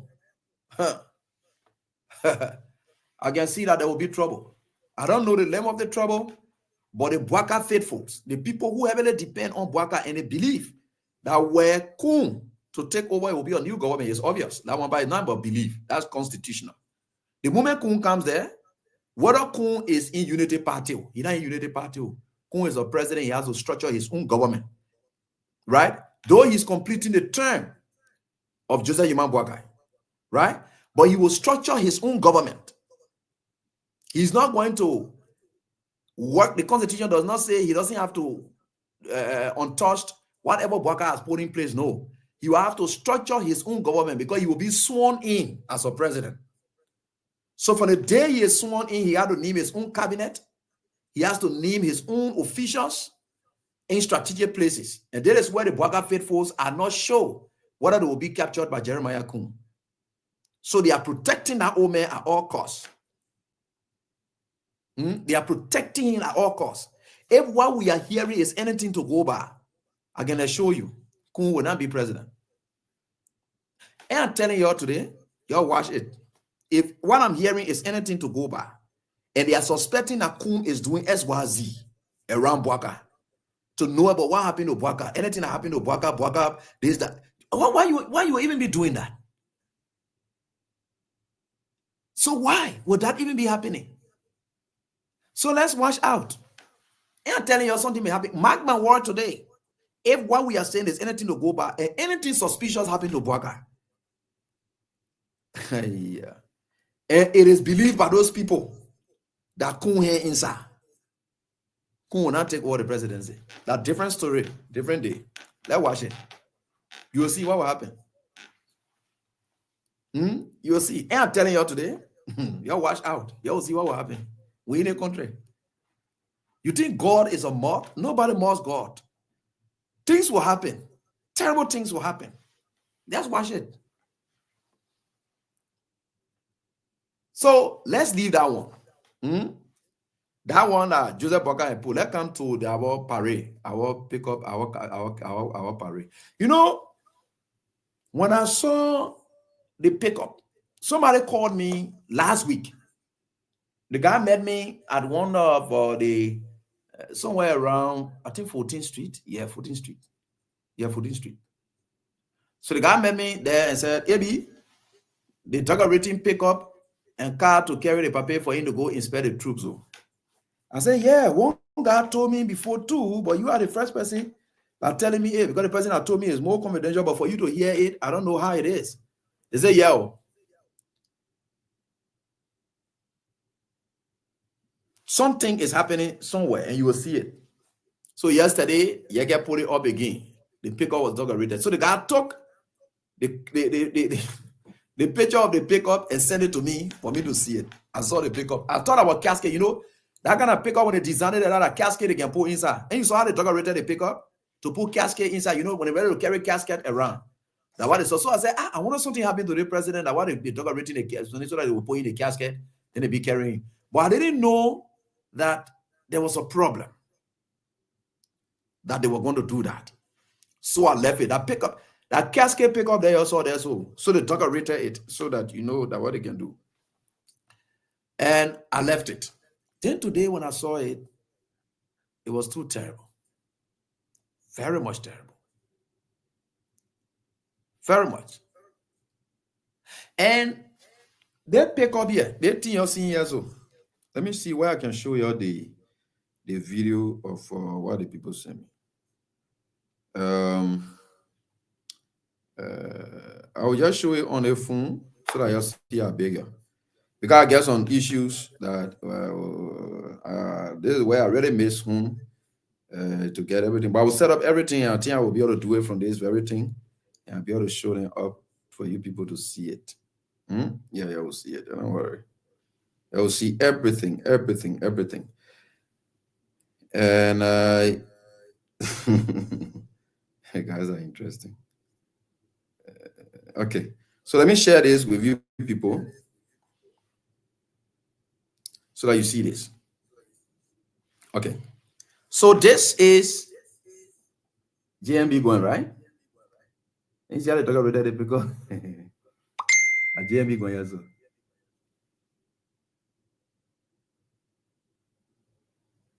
Now, what do you observe in this video? What do you observe in this video? I want for you to tell me what you observe. What do you observe in this video? And as you see it there, right? I want you to see it good. Good.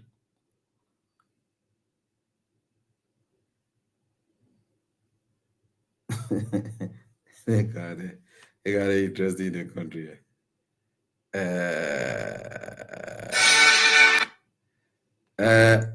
Let's get back to it. I want you to see this video again so that we all can see it together. Okay, let me narrate it, then I will play again. Did you see anything in that video? They put an old man in a pickup. Now, he is in a pickup. He holds the pickup tight because he's frail. The officer who assigned him is even pointing to the security guys. He's supposed to be putting them down. And when people salute you, putting them down. The papa hands stay there. They're looking at them like this. Then the guy is showing, say, there is the other brigade. There is the 1st Infantry Battalion. There is the one. Instead of him trying to put them down, and of course trying to rest them, because they call them rest, right? So you got to rest them, right? The papa still keeping a hand there looking at it like they just to say what they call the man is showing him the people. And when you see that one, you have to, then there is another guy who was trying to rest the officers. The other guy is there. The papa never raised his hand. His hand remained like this, continuously as they were parading with him. He never arrested the officers. It was a guy who is in the same pickup who decided to arrest the officers. Ergo, this country, then these human beings, they're taking pictures and things and posting it on Facebook. I agree that even that the same thing that Boga were doing, they are on a friend there. You could see even Tinubu as old as he is even waving to the guys and saluting them and putting them down. Boga going around, he never shook. He never ever make a move. Boga hands stuck on the pickup. No salutation to the officers. Okay, good. That is the start of it. You see that? You see there? The guy is showing him the officers. And you see him pointing? He's showing Bwaka Hena even moving. He started at this one. Okay, there's an officer right behind there who just saluted and arrested the officers. So you see there, that part I wanted you to see. The guy behind there, I don't know, he's on the right side of Joseph Boakai. He the one arrested the officers. Boakai did not do it. Boakai hair stuck like this. So what the essence of going to inspect the troops? So you're going to be passing around, pick up and passing around. Then the guy shamefully, they are passing around. They say it happened in other country. So it happened here. Then look at the country they need to call in China, Nigeria, Africa Coast. God. Y'all go back and look at that video, students. Did you people not see that? You saw Boakai raising his hand in salutation? Did he do that? Y'all go and look at that video again. Go and look at the video.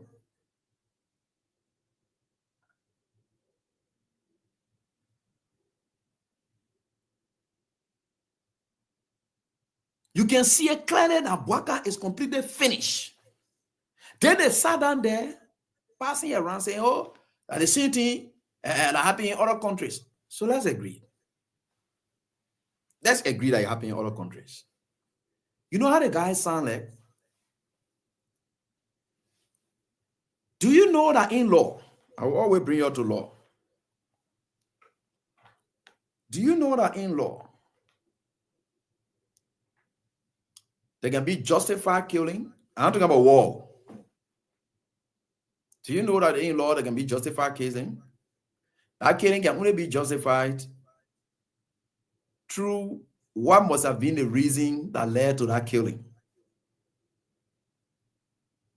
So if you say any man killed too, so I must say I can kill too. Then the question that comes to mind is, on what condition did that other man kill?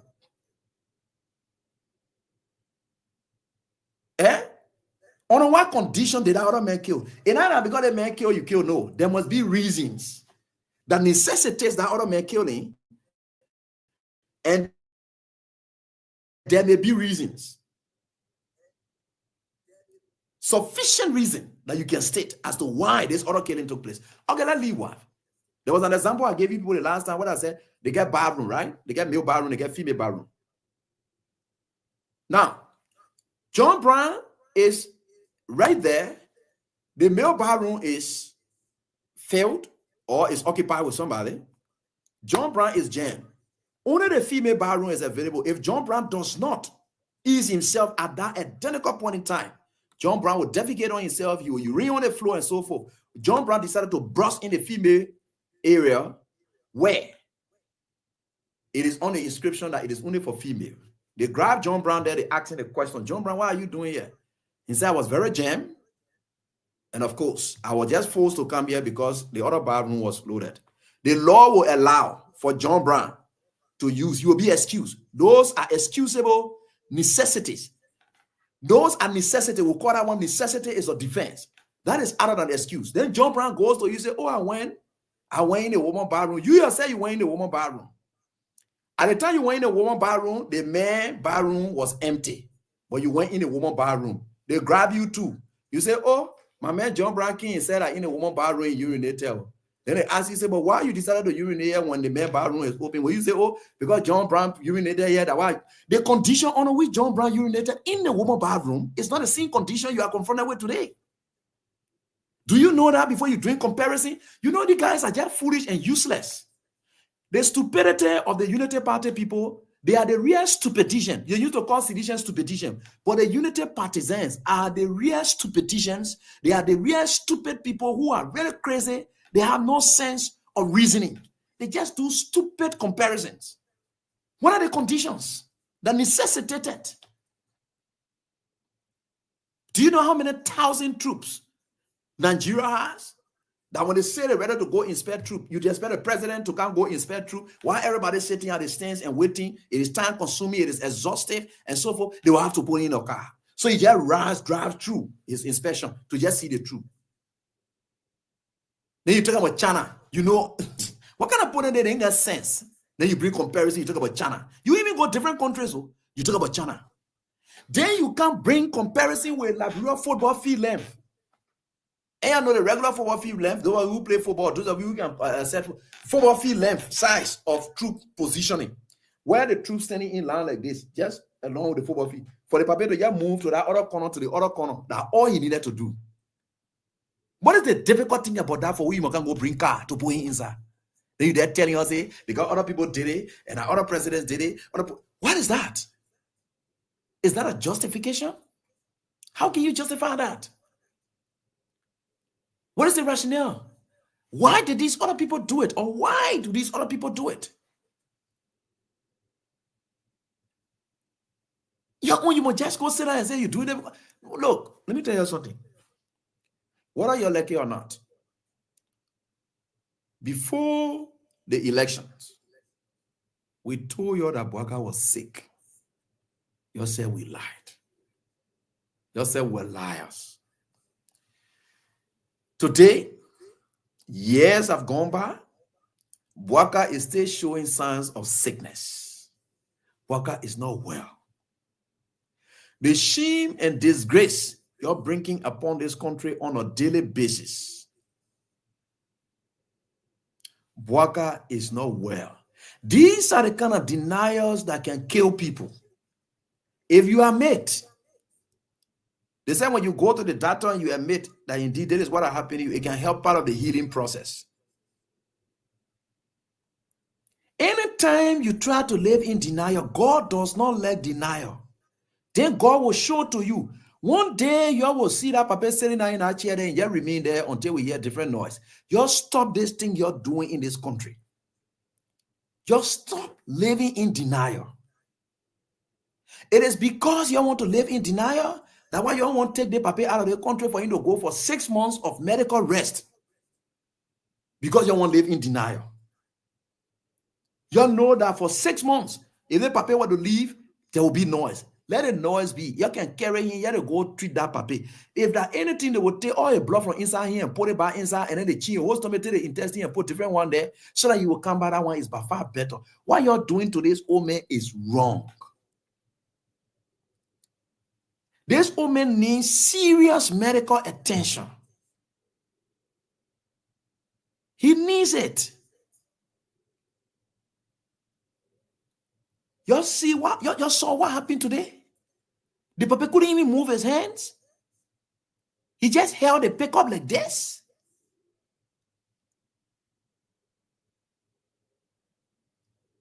You stop this. Joseph Bouaka, I am telling you again, oh man, I love your life so much. Stop allowing greediness to make you to lose your children and all. If anything were to happen to Joseph Bouaka, his family should be blamed. He himself will be blamed in it. And a bunch of greedy people around him who believe that without Bouaka they can't make it, and which of course is true, but without Bouaka they can never make it in life. They will be responsible for that.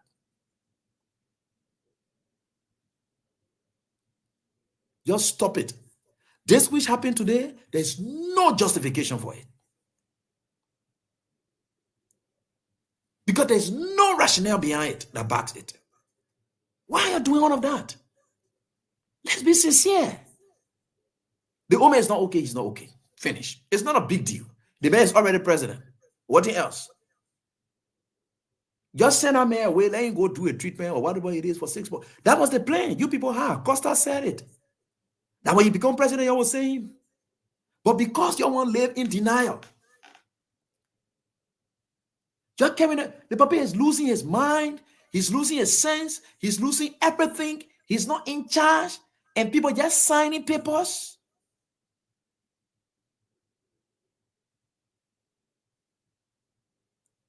And every action they are taking is not Joseph Bouaka. That Papa is incapacitated, sound enough to render any judgment. He's not. So because all the enjoyment you get, you just risking this old man, you just doing anything. You just say the car here, that car is supposed to be taken to the garage. But you say when you tell the car, that's why you see most cars can spoil in like road. When you tell the driver then say, the other day that day for you to carry to the garage for servicing, those driver then will not carry for servicing. They will eat that servicing money and they still run a car in the traffic. They would never go service the car. Don't kill your car. That one, most of our car then can break down in Liberia because we can't carry for servicing. We're not able to take that time that would take to put it in garage for it to be there for 2 hours or maybe 1 hour, 30 minutes or so forth, because we just want to be running in the traffic. So as a result, we never want to carry for servicing. That short period that we're going to carry for servicing, we say we'll lose money. So as a result, we leave it at that. We take oil, we put it on it. We take the one, we put it there. We don't change anything. That one can spoil the car then sooner than the thing they own with Pagaso. For them to carry that paper for servicing, they say no, we can't do it. Because carrying that paper for servicing, the vice president will have to be left in charge. And they don't want to give a chance for him to be left in charge. And the paper people then around him, they even trust the man, how they call Sylvester Grisby, who is the chief of staff of the president's office, the minister of state. They don't trust him too. So they say, for the paper attention, we can't be one person to stay there. So as a result, the paper will stay right here. All of them, they are advising him to stay right here. That's why they open lay clinic for him to JFK, and he's there every time he can go there for treatment. It's not enough. The paper need a change in environment, taking abroad to go be cleaned up. That battery needs to be changed. And when it does that, when that is done, he has to be thoroughly kept in an environment that he's not involved with any activities. Nobody calling him, nobody talking to him, he's not hearing anything or whatever it is, and he's focusing on recovery. That's what is needed. Look, when the medical people are ready to isolate you, they put you in an isolated center to tell you, say, look, this place you are going, don't talk with anybody on the phone, whatever. They will take all your phones and everything from you. That is what, I don't know what my medical people, where you tell these people that is necessary for recovery. What is happening to these people? You want to live in denial, justifying anything when it comes. My friend Cooper Passer, we were talking about the trash. Because they get a job, he passing around with it. So Baka must live at all colors. The only way you will get a job. What kind of behavior than that? That's somebody on a part. But anyway, the children said, I even care about their part because they just said enjoying on their part. You know, that is why you see in law, the thing they call will. Will. Two things that is very cardinal in will. One, whatever thing you're going to write on that will, as a testator, you're going to write on that will. It is only between you and your lawyer. The person who's going to benefit from it is not supposed to know it. When they know it, they may likely kill you or they will use you, depending on it. So that why you keep it to yourself. You can't disclose the will. The lawyer is not supposed to disclose that will to any beneficiary. Any beneficiary, they ain't supposed to disclose it because it's possible. Some children able to kill their parents and say, my papa say, the only way I will take, because the only way the beneficiary, the benefactor can take effect, and when the person dies. But once the person still living, that will does not take effect. So the will takes effect when the person dies. So they say the only way the will take effect, say my papa dies. People who have killed their parents. They will have killed people who decided. So that's why they keep it secret. Now, these people, they know about the will. They know that if Baka dies, they will lose it. So as a result, they rather force him there and keep him there in any form and manner because they know that the only way they can get what they are getting now. Because when Baka goes, they are done. That's why you see all the embarrassment going on.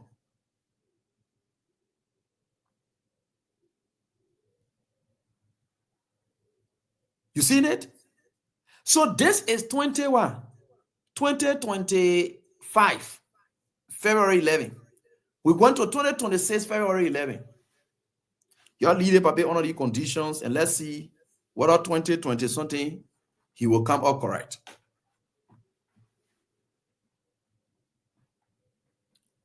JMB, you are destroying yourself. The same way Supreme Johnson decision, it affected him today. Now the same way JMB decisions of greediness. In fact, JMB Umpa, I don't want for people to say people using him. No. He said naturally he's also greedy. That papa is too greedy. Look, to the extent that he and his wife, they can go send on their greediness. That what will destroy him. Not will, but what destroying him. He may think people like us to be people who don't like him. No, we love him. People like us who talking, we love him. Those bunch of greedy, hungry people, they wouldn't get anything for themselves. They were beggars around here. They don't love him. They don't.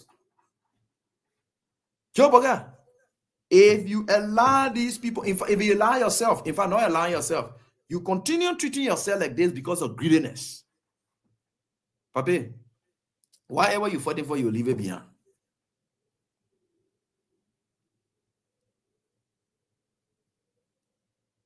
So you got to know that.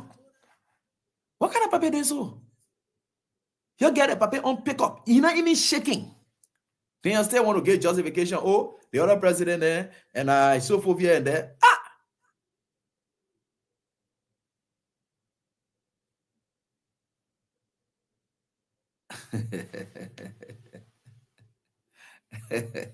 I remember it was in Nigeria. No, not in Nigeria. I think there's a country where the president died, and the brother of that president said that the official didn't kill a brother.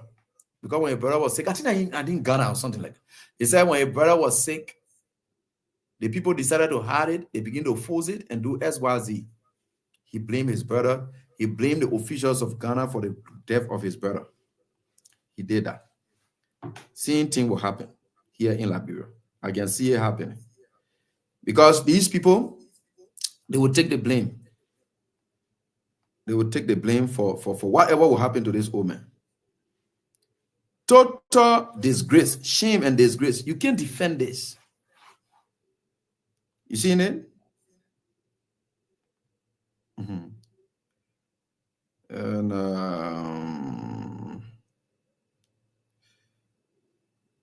killed my brother.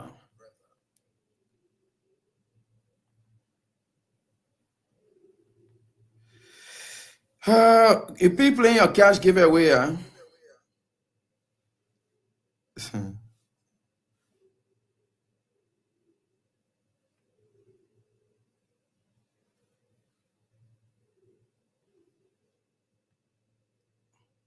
so you got to know, you got to understand all of these things all of the time, especially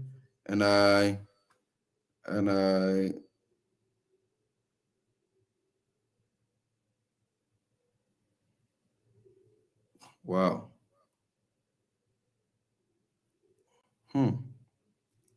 This is terrible, eh?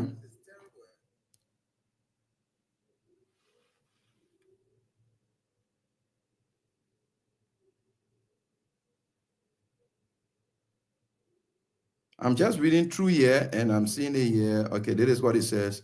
And I open the wounds, the circumstances, and the which does begin to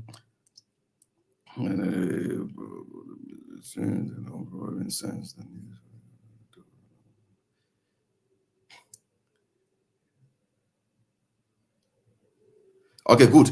The Adam Mills brother. Yes, the Adam Mills brother. This is a story. It is a story about that, and I just thought to share with you.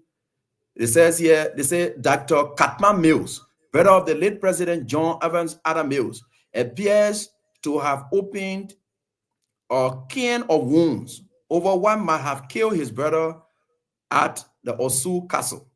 He said the circumstances under which his brother died as was he, but he said, and that is what he said. He said in the First Republic interview after the exit of the MBC from power, Cara Mills, who was an advisor to his brother, told Network on the Excellence of Broadcasting Group, including stars, that did not want the public to know that his president was sick. He said, including Star FM in Ghana on Wednesday, that the NDC government did not want the public to know that his brother was sick. That the NDC, he blamed these people for the death of his brother, the Adam Mills brother, Cara Mills. There was an exact quote. He said, he's not somebody who will hide things, but for some strange reasons, they decided that politically it was not allowable for people to know that he was sick. Now, your story I'm telling you in Ghana. The man brother opened up. They want a brother who cares about him. He said, a brother couldn't hide things for him. But for some strange reason, the politicians then that were there, they said, don't tell your family that you're sick. Because the family cares more about the health of their brother. They were advising otherwise. But they already know about their past sick. could Katumu Boga know it was so that one part no secret inside. But the other men, because of decency, human decency, and the family of other males, they prioritize the health of their brother over anything. So they were advising otherwise. The NDC public officials, they told the president, say, don't tell your family that you're sick. Now, why he's saying here, he said he's not somebody who will hide things. But for some strange reasons, they decided that politically it was not allowed for people to know that he was sick.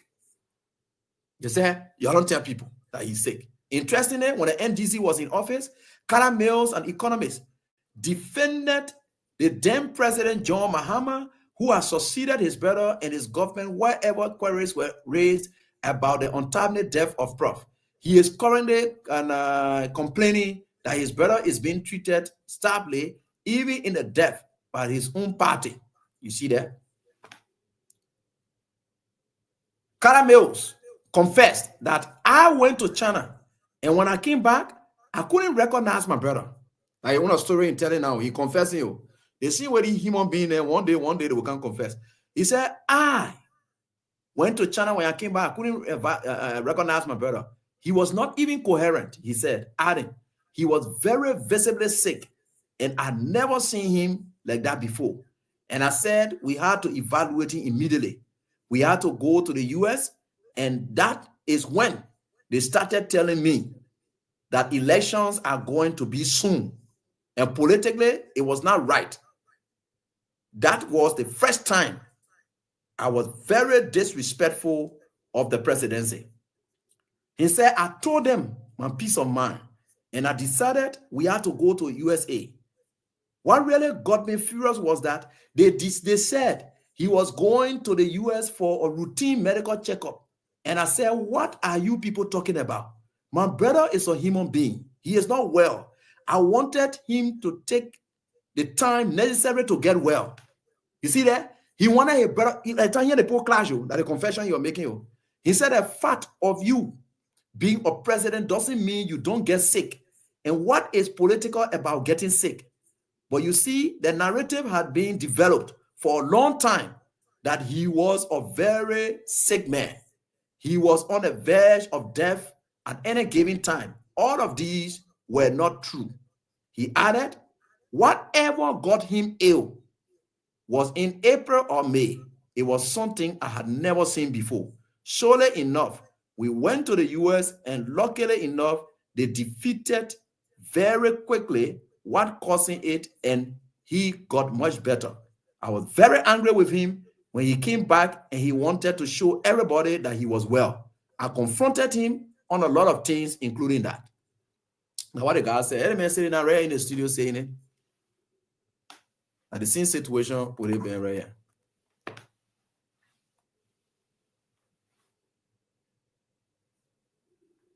So I will just tell you what it is. Let's get to the lines and interact with our callers. I just leave Bwaga then with this story. Just remember this story. I just leave Bwaga then with this story. Greediness will kill Bwaga. Katumu Bwaga greediness will kill. The son, Tantan, Jojo, all of your greediness, they did something. And you see what Jeremiah Kun doing already? Y'all watch it. You don't start giving instructions. Our EPS people will not be trusting each other. You don't get information to the vice president. What? You're not trusting people. Yeah, we're getting there. Let's get to the lines and interact with you. Those of you who have played, Newton will do the draws and you will be able to call your up. But let's just do a few calls. Newton Tokbar is there. Call us on the numbers that are there so that we go on. Thank you so much. And I think we have had enough for tonight. Yeah, so we can get to the lines and interact with our callers now. Let me put Newton on stage. All right. Yeah. So Newton is there. Yeah, Newton. Yes, sir. So you can call us on 0772 23 99 33 0886 30 44 97. Better still 0777 98 037. Let's go to the line and speak with this first caller. Good evening. Good evening. Yeah, good evening. Your name and where do you call from, sir? This is Lloyd D. Johnson, prefer to be called Physician by loyalty, and I joined this conversation from Rewaji Kawieke. Yes, Physician by loyalty. Go ahead. 1 minute, sir. Thank you for the topic on the discussion. You know, let Joseph Bwaga keep hiding the health issue. one thing I know that we'll continue to pressurize him. We'll continue to pressurize him with political issues. Before 2026, when he not confesses his own health issue, politics will carry him. Thank you. Thank you. Good evening. Hello? Good evening. How you doing? Yeah, what's your name? I'm Franklin Jim, calling from district number 4, Moscow County. Yeah, go ahead. 1 minute. Joseph Boakai know that Jeremiah was going to do the thing to him. Because if Jeremiah told us that 2023, Joseph Boakai bill will be declining perpetually, and Jeremiah is now taking his health issue. Take it or leave it. Joseph Boakai, before the month end, a health statistic will be out publicly. Thank you very much. Okay, thank you. So we go to the line. More calls coming in. More calls coming in. 0772 2399 33 0886 44 97 0777 the female line. Let's go to the line. Let's pick up this caller. Hello. Yeah, good evening. Yeah, good evening. What's your name, sir? Yeah, my name is Ishmael Kamara, and I call you from Princefield tonight. Yeah, Ishmael, go ahead. 1 minute, Ishmael. Nito, let me appreciate you for the program, and let me appreciate tonight, for his tireless efforts to enlighten our people each and every day. Okay. What really happening is that, the session has a way of destroying people. I always say this. And for the fact that these people came to power on the basis of lies, on the basis of misinformation, on the basis of, trying to hijack political power. Okay. And now they are into power, and those lies are haunting them. So for them to justify that the President Boakai had to use vehicle to parade before the army today, that is unfortunate. Meaning, it signifies that the president is incapacitated. He's not able to walk to be able to observe the army on Armed Forces Day. So at this point, to conclude, we are also hearing that the vice president is having a plan to observe what is happening to the president, his health, and what have you. Now, they have to be very careful. This country, for all of us. So we got to hold you there. Other people, there are a lot of calls on the line. Good evening. Hello. Good evening. Good evening. Good evening. Good evening. Okay, let's go to the female line. Good evening. Good evening. Yeah, good afternoon. I'm calling to your voice, Yes, good evening. Welcome to Face the Issues. Go ahead, 1 minute. Make your point. Let's hear you quickly. Yeah. Our country now, the level our country in, and we are praying for our country to move from in the thing, go to good land. Because now the people and the want to destroy our country. The people they want to carry a person, and then they carry a person, and now we take our country over. Because now the thing what they're doing, they like I said, they're putting plea to war and go march to the army. They are bad, you are in that go showing and so. They want to kill the paper, let them kill the paper now. Thank you for the nice day. All right, thank you so much. Good evening. Hello? Yeah, hello. Your name, where do you call from, sir? I'm Brother Heron calling from 16. Heron, go ahead, 1 minute. Yeah, brother. I have something I want for AB to check on to do research on when he come back. Somebody said Waka brought 10 professional doctors to JFK. The weekly allowance is 50,000. Now what is making? Now what every week Waka can go to JFK. All right. They brought professional doctors, 10 doctors to JFK. Just for Waka special. All right. Every week, the weekly allowance is 50,000. All right, thank you. What is making? Good evening. Good evening, my brother. Yeah, what's your name? Thank you. William W. official spokesperson for the Labrador movement. Let me say hello to AB over there. William, AB for richly. Yeah, 1 minute. Because you are with a blessed child. My brother, this people they are killing the country. We don't have good representative. Because if we have good representative, we are not willing to impeach Joseph Boakai. Remember, even our president will be capable to be able to do the work. So what are you saying? You tell America or China? You can't shoot China high. You can compare it to Labro. They can get what over there. They may think about the trailer. They put increase the man and pull I got Jeremiah there. Or else we'll see forgotten. Thank you. Thank you. Good evening. Good evening, my son. How you doing? I'm okay, ma. What's your name? Okay, this is Man City calling for Clarendon this evening. All right, Man City, This go ahead. says hi to my son AB and my son George Manuel Weah. No useful idiot for the same man Boaka children or children. They're not serious in this country. The poor are so disgraceful and shameful. And they were weird but now telling they hope they're gonna tell they bossing. So see Boaka is take off. Everything in the country, everything in this country. No, look at my Eddie and look at Weah. Okay, let's take it from my Eddie. My Eddie, all that man, when you know, if I had the SKT. So see my Eddie marching when the people are saluting. And you see brother like they're 50 years old. So stay in the car and they justify it. Oh, all that country there. No. You know, I'm not going to get in that country. My son, you couldn't tell what China there. Look at the poor China there. You didn't tell I'm a boy like you. I'm a boy like all like you. Then I'm going to march with them. Then they're thinking about what I'm talking about. I'm not for them for the sake of man. You know, justify it. They put their useful in there compared to the life of the people. Or what I said they will be bought for their life. Thank you. Thank you, man. And let's go to the WhatsApp line. Let's speak with Edmond. Edmond is online. Edmond, good evening. Good evening, my dear brother. How you doing? I'm good. Let me say hi to AB and to our president, George Manuel Weah. And this is Edmond Carr, the visually impaired guy that keeping the president feet to the fire to deliver. You know, the problem that we are in this country, if the folk from the United Party side can listen, they will be in the know that we are in the interest of the country and the president that we have. If they will agree with us that yet you don't have for health complication, they deny it. We also talk about the old age, they also deny it. So which one are they going to agree with now? Today, this is Liberia. This is not Nigeria. This is not Africa. They have a different culture and different practices. We do have our own. What we believe in is our president to walk on their two legs to go and inspect the truth. But today, to see our president at the back of a pickup where he cannot even wave a hand, this raises a serious alarm that there's a need for the president to go for treatment before we see bad things happening in this country. This is not campaign time. We have waited 2028 to go into campaign.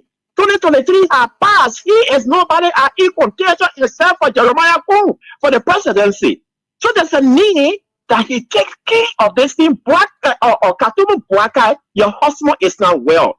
Tanta and whosoever you're aware that your father is not well. If you allow these people to continue to play with his condition, you guys will be the one that will be crying tomorrow. You see, you guys say we are against him, but we are the one that love him. Because of the dollar and cent that you're getting, you don't want to allow him to go for treatment, and you are doing it to the detriment of himself and the detriment of the country. We don't want to have a stake spinning over here. Please, let him go for treatment. Thank you. Thank you. Thank you. Good evening. Good evening, my brother. Let me say good evening to AB. What's your name? I'm Peter David Castle. I come from under the street light in Lower Johnsonville. Thank you very much for the fascinating discussion this evening. You know, you see, the guy from the Unity Party, they are fully aware of the health issue of Joseph Imam Boaka. And physically and mentally, Joseph Boaka is ill. No, it is very much frustrating that today your young speaker inspect soldiers that even reach 200. That means he's incapacitated. And that's why the country is running in this particular form and manner. Every sector has deteriorated because the government power, they are military pool. Those systems being put in place. Okay. And lastly, to a Kule issue, I think Kule. I'll hold you there. You exhausted. 1 minute. Good evening. Yeah, good evening. Oh, how you doing, my son? I'm okay. Your name? Yeah, this is my word. Say, Toto Defender. All right, man. Go I ahead. want to say good evening to my son Eddie and my dynamic president George Manuel Weah. Let God be with them, God, and bring them back safely. My son, the only thing I want to tell Liberia people, The thing are happy to Francis Kofa today. La prepomo watch up. La prepomo watch up. What happened to Francis Kofa today? Liberian people, let's praise ourselves because the things are coming happen in the country. That's why you're seeing so. Tomorrow when they pray, we're happy to somebody. La prepomo will not say they're going to law because in the country no law. Joseph Waka la prepomo saw Joseph Waka he's sick and they brought him to power. So Joseph Waka take care of it. He said, they already rich. They already see our money. They get enough. Thank you, my son. All right, thank you. We still have more calls coming in. More calls coming in. We still have more calls coming in. There are a lot of people who want to make their input right here this evening. Let's go to the line. Good evening. Yeah, good evening. Yeah, your name and where do you call from, sir? Yeah, I'm Isaac Lamito Dennis. We call the Peace Ambassador of Nigeria, and I call from Pinsville. Well, yeah, 1 minute, sir. Go to the point, sir. Yeah, thank you. I'm looking at it now. You see, thank you for AB there and all the way I think in Nigeria. For us, our take on the issue is the issue that has to do with Jeremiah Kuhn, plenty people in the security sector of President Bwaka. I think this is what we saw ever since we told the people that if people came together with anger to serve Liberia and they will not pay attention to the Liberian people and the issue that has to do with our country and the progressing. They will only pay attention to their own selfish in. But we are watching them. On a serious note, we are watching them. We listening to them. We watching them every day. But let me be fair. What the Papa did today, it was disgraceful, it was shameful. Can you imagine one of my friends all the way to Ethiopia? He didn't want poster. So your president this time he can't walk again. I was just ashamed to reply. Thank you for the opportunity. Thank you. Let's go to the WhatsApp line. Let's speak with this person from the US. Good evening. Good evening. How are you? I'm good. Okay, my name is Melinson from New Jersey. Melinson, go ahead, make your point. 1 minute, sir. It be said it all. But one thing he said I want to, emphasize on and also want to address the person is that dumb guy that in Liberia called Eugene Fangon. AB is by far educated and sound, smart. Not just that, Anthony Aylor and dumb like that we want to put him on AB. There is a man who said the United States State Department equivalent of it in Liberia is the Ministry of State, is the Ministry of State. Ministry of State equivalent in America is the White House Secretary of State, White House Chief of Staff. The White House Chief of Staff, the equivalent in Liberia is the Minister of State. United States State Department equivalent is the Liberia Foreign Affairs. The United States State Department controls all American embassies around the world. They issue visa, they issue passport. They're the Minister of Foreign Affairs. But that dumb, he one time said the equivalent of Minister of State in Liberia is the U.S. State Department. He knows nothing. He's an empty-headed man. I just want to talk to you on the radio. He's an empty-headed man. He knows nothing. Thank you, sir. Good evening. Yeah, what's your name? From a comfort zone, Kima residence of Utan Swan Magat District, Bomi County. All right, let's hear you 1 minute. Yeah, I want to say thank you for the top panel discussion. We got an ABN to our Black president, Dr. Josh Manawia. Thank you guys so much for saying the arrival in our part of Africa. Okay, to the issue, my brother. It is not strange to us. We knew that would happen. We told them how complicated the woman is incapacitated, can move, the health issue. Not look at that straight. The family of Omen Broker need to take this seriously because the less of Jermaku is too desperate. If Jermaku is marching to the security sector now with the EPSC, the president of Iran, it was a serious attack. The presidencies. It's not good. You see, so the family need to put everything aside and say, "Hey, Mark, from bombing is our mother." So you need to put everything aside and say, "Let me go for further treatment." The life comes first. You not look at all the people that move out there safety in the government. No, they must protect the life of the president. That should be their concern. Thank you. Thank you. Good evening. Yeah, good evening. How are you? Yeah, what's your name? This is Mohamed Guitar, member of the Civil Rights Movement in Liberia. Guitar, go ahead, 1 minute. Yeah, thank you very much. I want to commend the AB for the information. this is the good information I want to be getting about former president. When you come from power, let people be calling you around the world. It's not like the former vice president like you from the presidency. The vice presidency 12 years, we were not invited anywhere. But like when people said they were having experience, today the experience has become an embarrassment to Liberian people who only see hardship in the country. And today, people still defending the Unity Party. I don't care how they defend the government. President Joseph Mabaka need to deliver. And like when people we already been scratched on the political trial, we drive for the good 6 years. The same way the former president was on the trial for the 6 years. So the support of the president, they have to give a chance to investigate President Joseph Mabaka, whether he's a prison politician or is he able to deliver. Okay. Thank you very much for the opportunity. Okay, so we go quickly to our WhatsApp line. And good evening. From the WhatsApp line, good evening. Yeah, good evening, my brother. How are you? I'm good. What's your name? Let me say thank you. Yeah, it's calling from there. Okay, calling from you know, yeah, this is disgrace to our country. If the lawmaker they were in the interest of the Liberian people or in the interest of Liberia, those are things since the president get into power, those are things that should put together for them to improve. Okay, you say that our lawmaker that we get, they don't love the country, they prefer for them to go against the people, for them in their own interest, for the in the interest of the Liberian people. So those are things that are suffering us. Those are things that are suffering in our country. This particular person, if I need to say, oh yeah, this is sick. This man is not feeling well.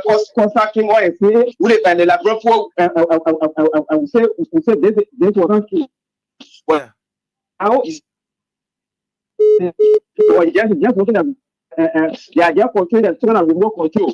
So those are things we need to say, and thank God that God pushing it now. You don't need to say anymore. It's clear. It's clear. We're seeing it. Thank you so much. Thank you. Good evening. Good evening. Yeah, what's your name? Where do you call from? Oman Kamara. Joseph Magachi know that Jeremiah has succeeded in killing Prince Joseph. It is his time. This is why they are keeping around more Ali, Kula Fofana. Those that are playing that clean against Joseph Magachi to get rid of Joseph Magachi. Because this is why they don't want a woman to go for treatment. People on local country, you'll be aware that Jeremiah is about to get rid of Joseph Magachi. Thank you very much. Thank you. Let's go to the line, the Lone Star line. Good evening. Good evening, sir. Yeah, what's your name, sir? This is CDC Defendant Giant Abenigo Newton Adut. Come to your program tonight from Central Congo Town, Sophie. All right, go ahead. Let's hear you 1 minute. Thank you for hosting the course and thank to all our studio guests. And the message is blessed and positive to former President George M. Weah. And wherever he departs, there should be a success and hefty return. And I'm glad that AB provides the information. I think if you look at the standard of the government, it's premature, and they will call the nation of the parish. So, Liberians, it is something that we that understand the issue will hold them accountable, and if they are gone wrong, we will inform them.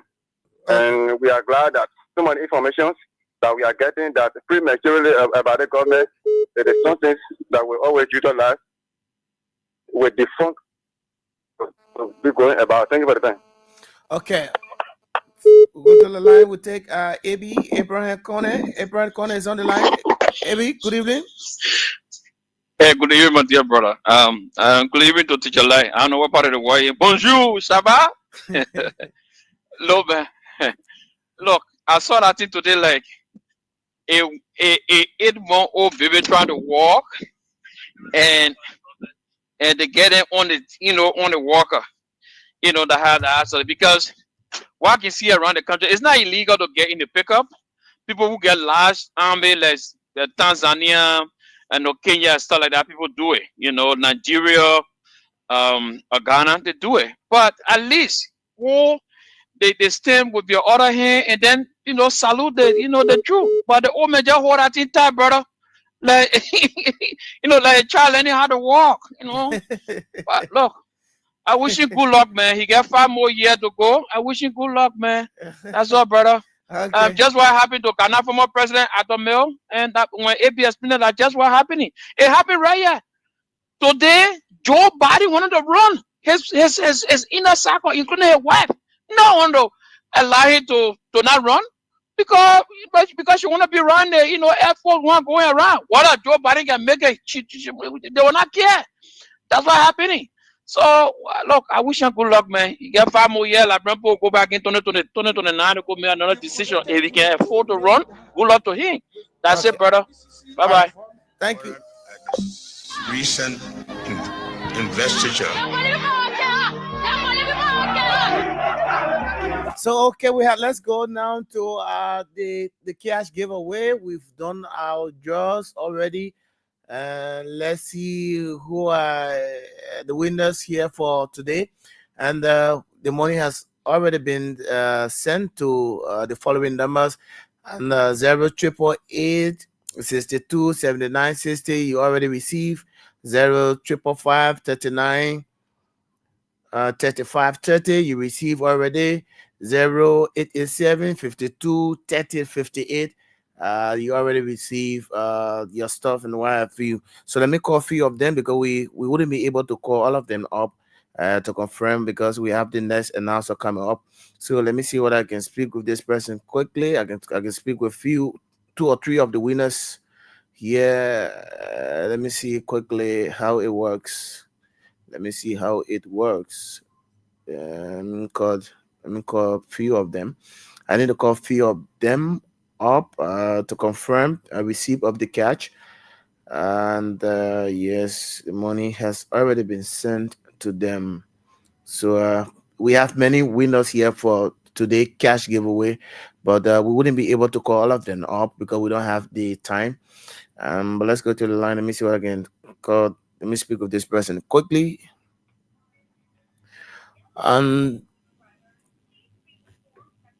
Okay, this person's phone seems to be off. Let me see what I can talk to another person.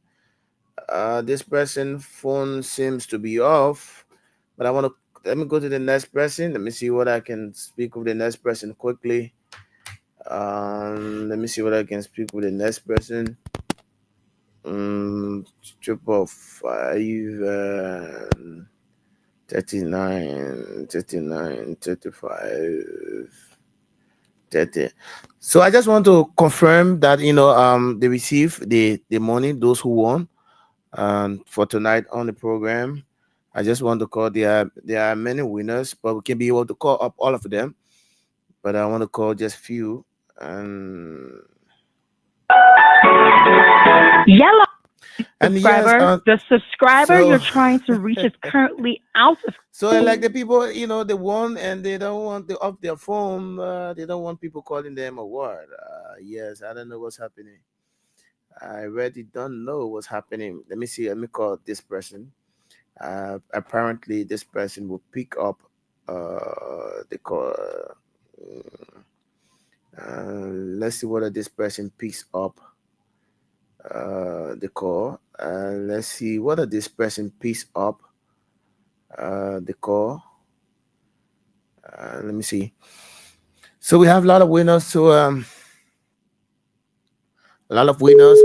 But like I said, we will not be able to call all of them up. I've already done the jaws. Like hello. Hello? Yeah, how you doing? Yeah, this is Newton of Kings Evan. Did you play the Kings Cash giveaway? Hello? Hello? Okay, the person hang up. So first we have to go home. And we gotta go home. You bow, you collected $22 million again without PPCC involvement. Honored at this recent. So okay. So that's how I would like to go home. We hope to be here tomorrow by God's willing. With another fascinating, intriguing Splendid edition of the program, Face the Issues. Thanks for being there. Many thanks to all of our callers. To those who may have tried to contribute, but were not fortunate. I want to urge you to keep calling. One day, you will be fortunate to have your views true. So my name is Newton Toba. I've been here with Abraham Gaston. We are in Congo, Brazzaville. So have a set of pleasant good night. Bye-bye. We get gold, we get diamond, we get iron, we get all, we get timber, we get rubber, they sell the money in the bank, now we are leaving, after the 100 days, like, be the quota,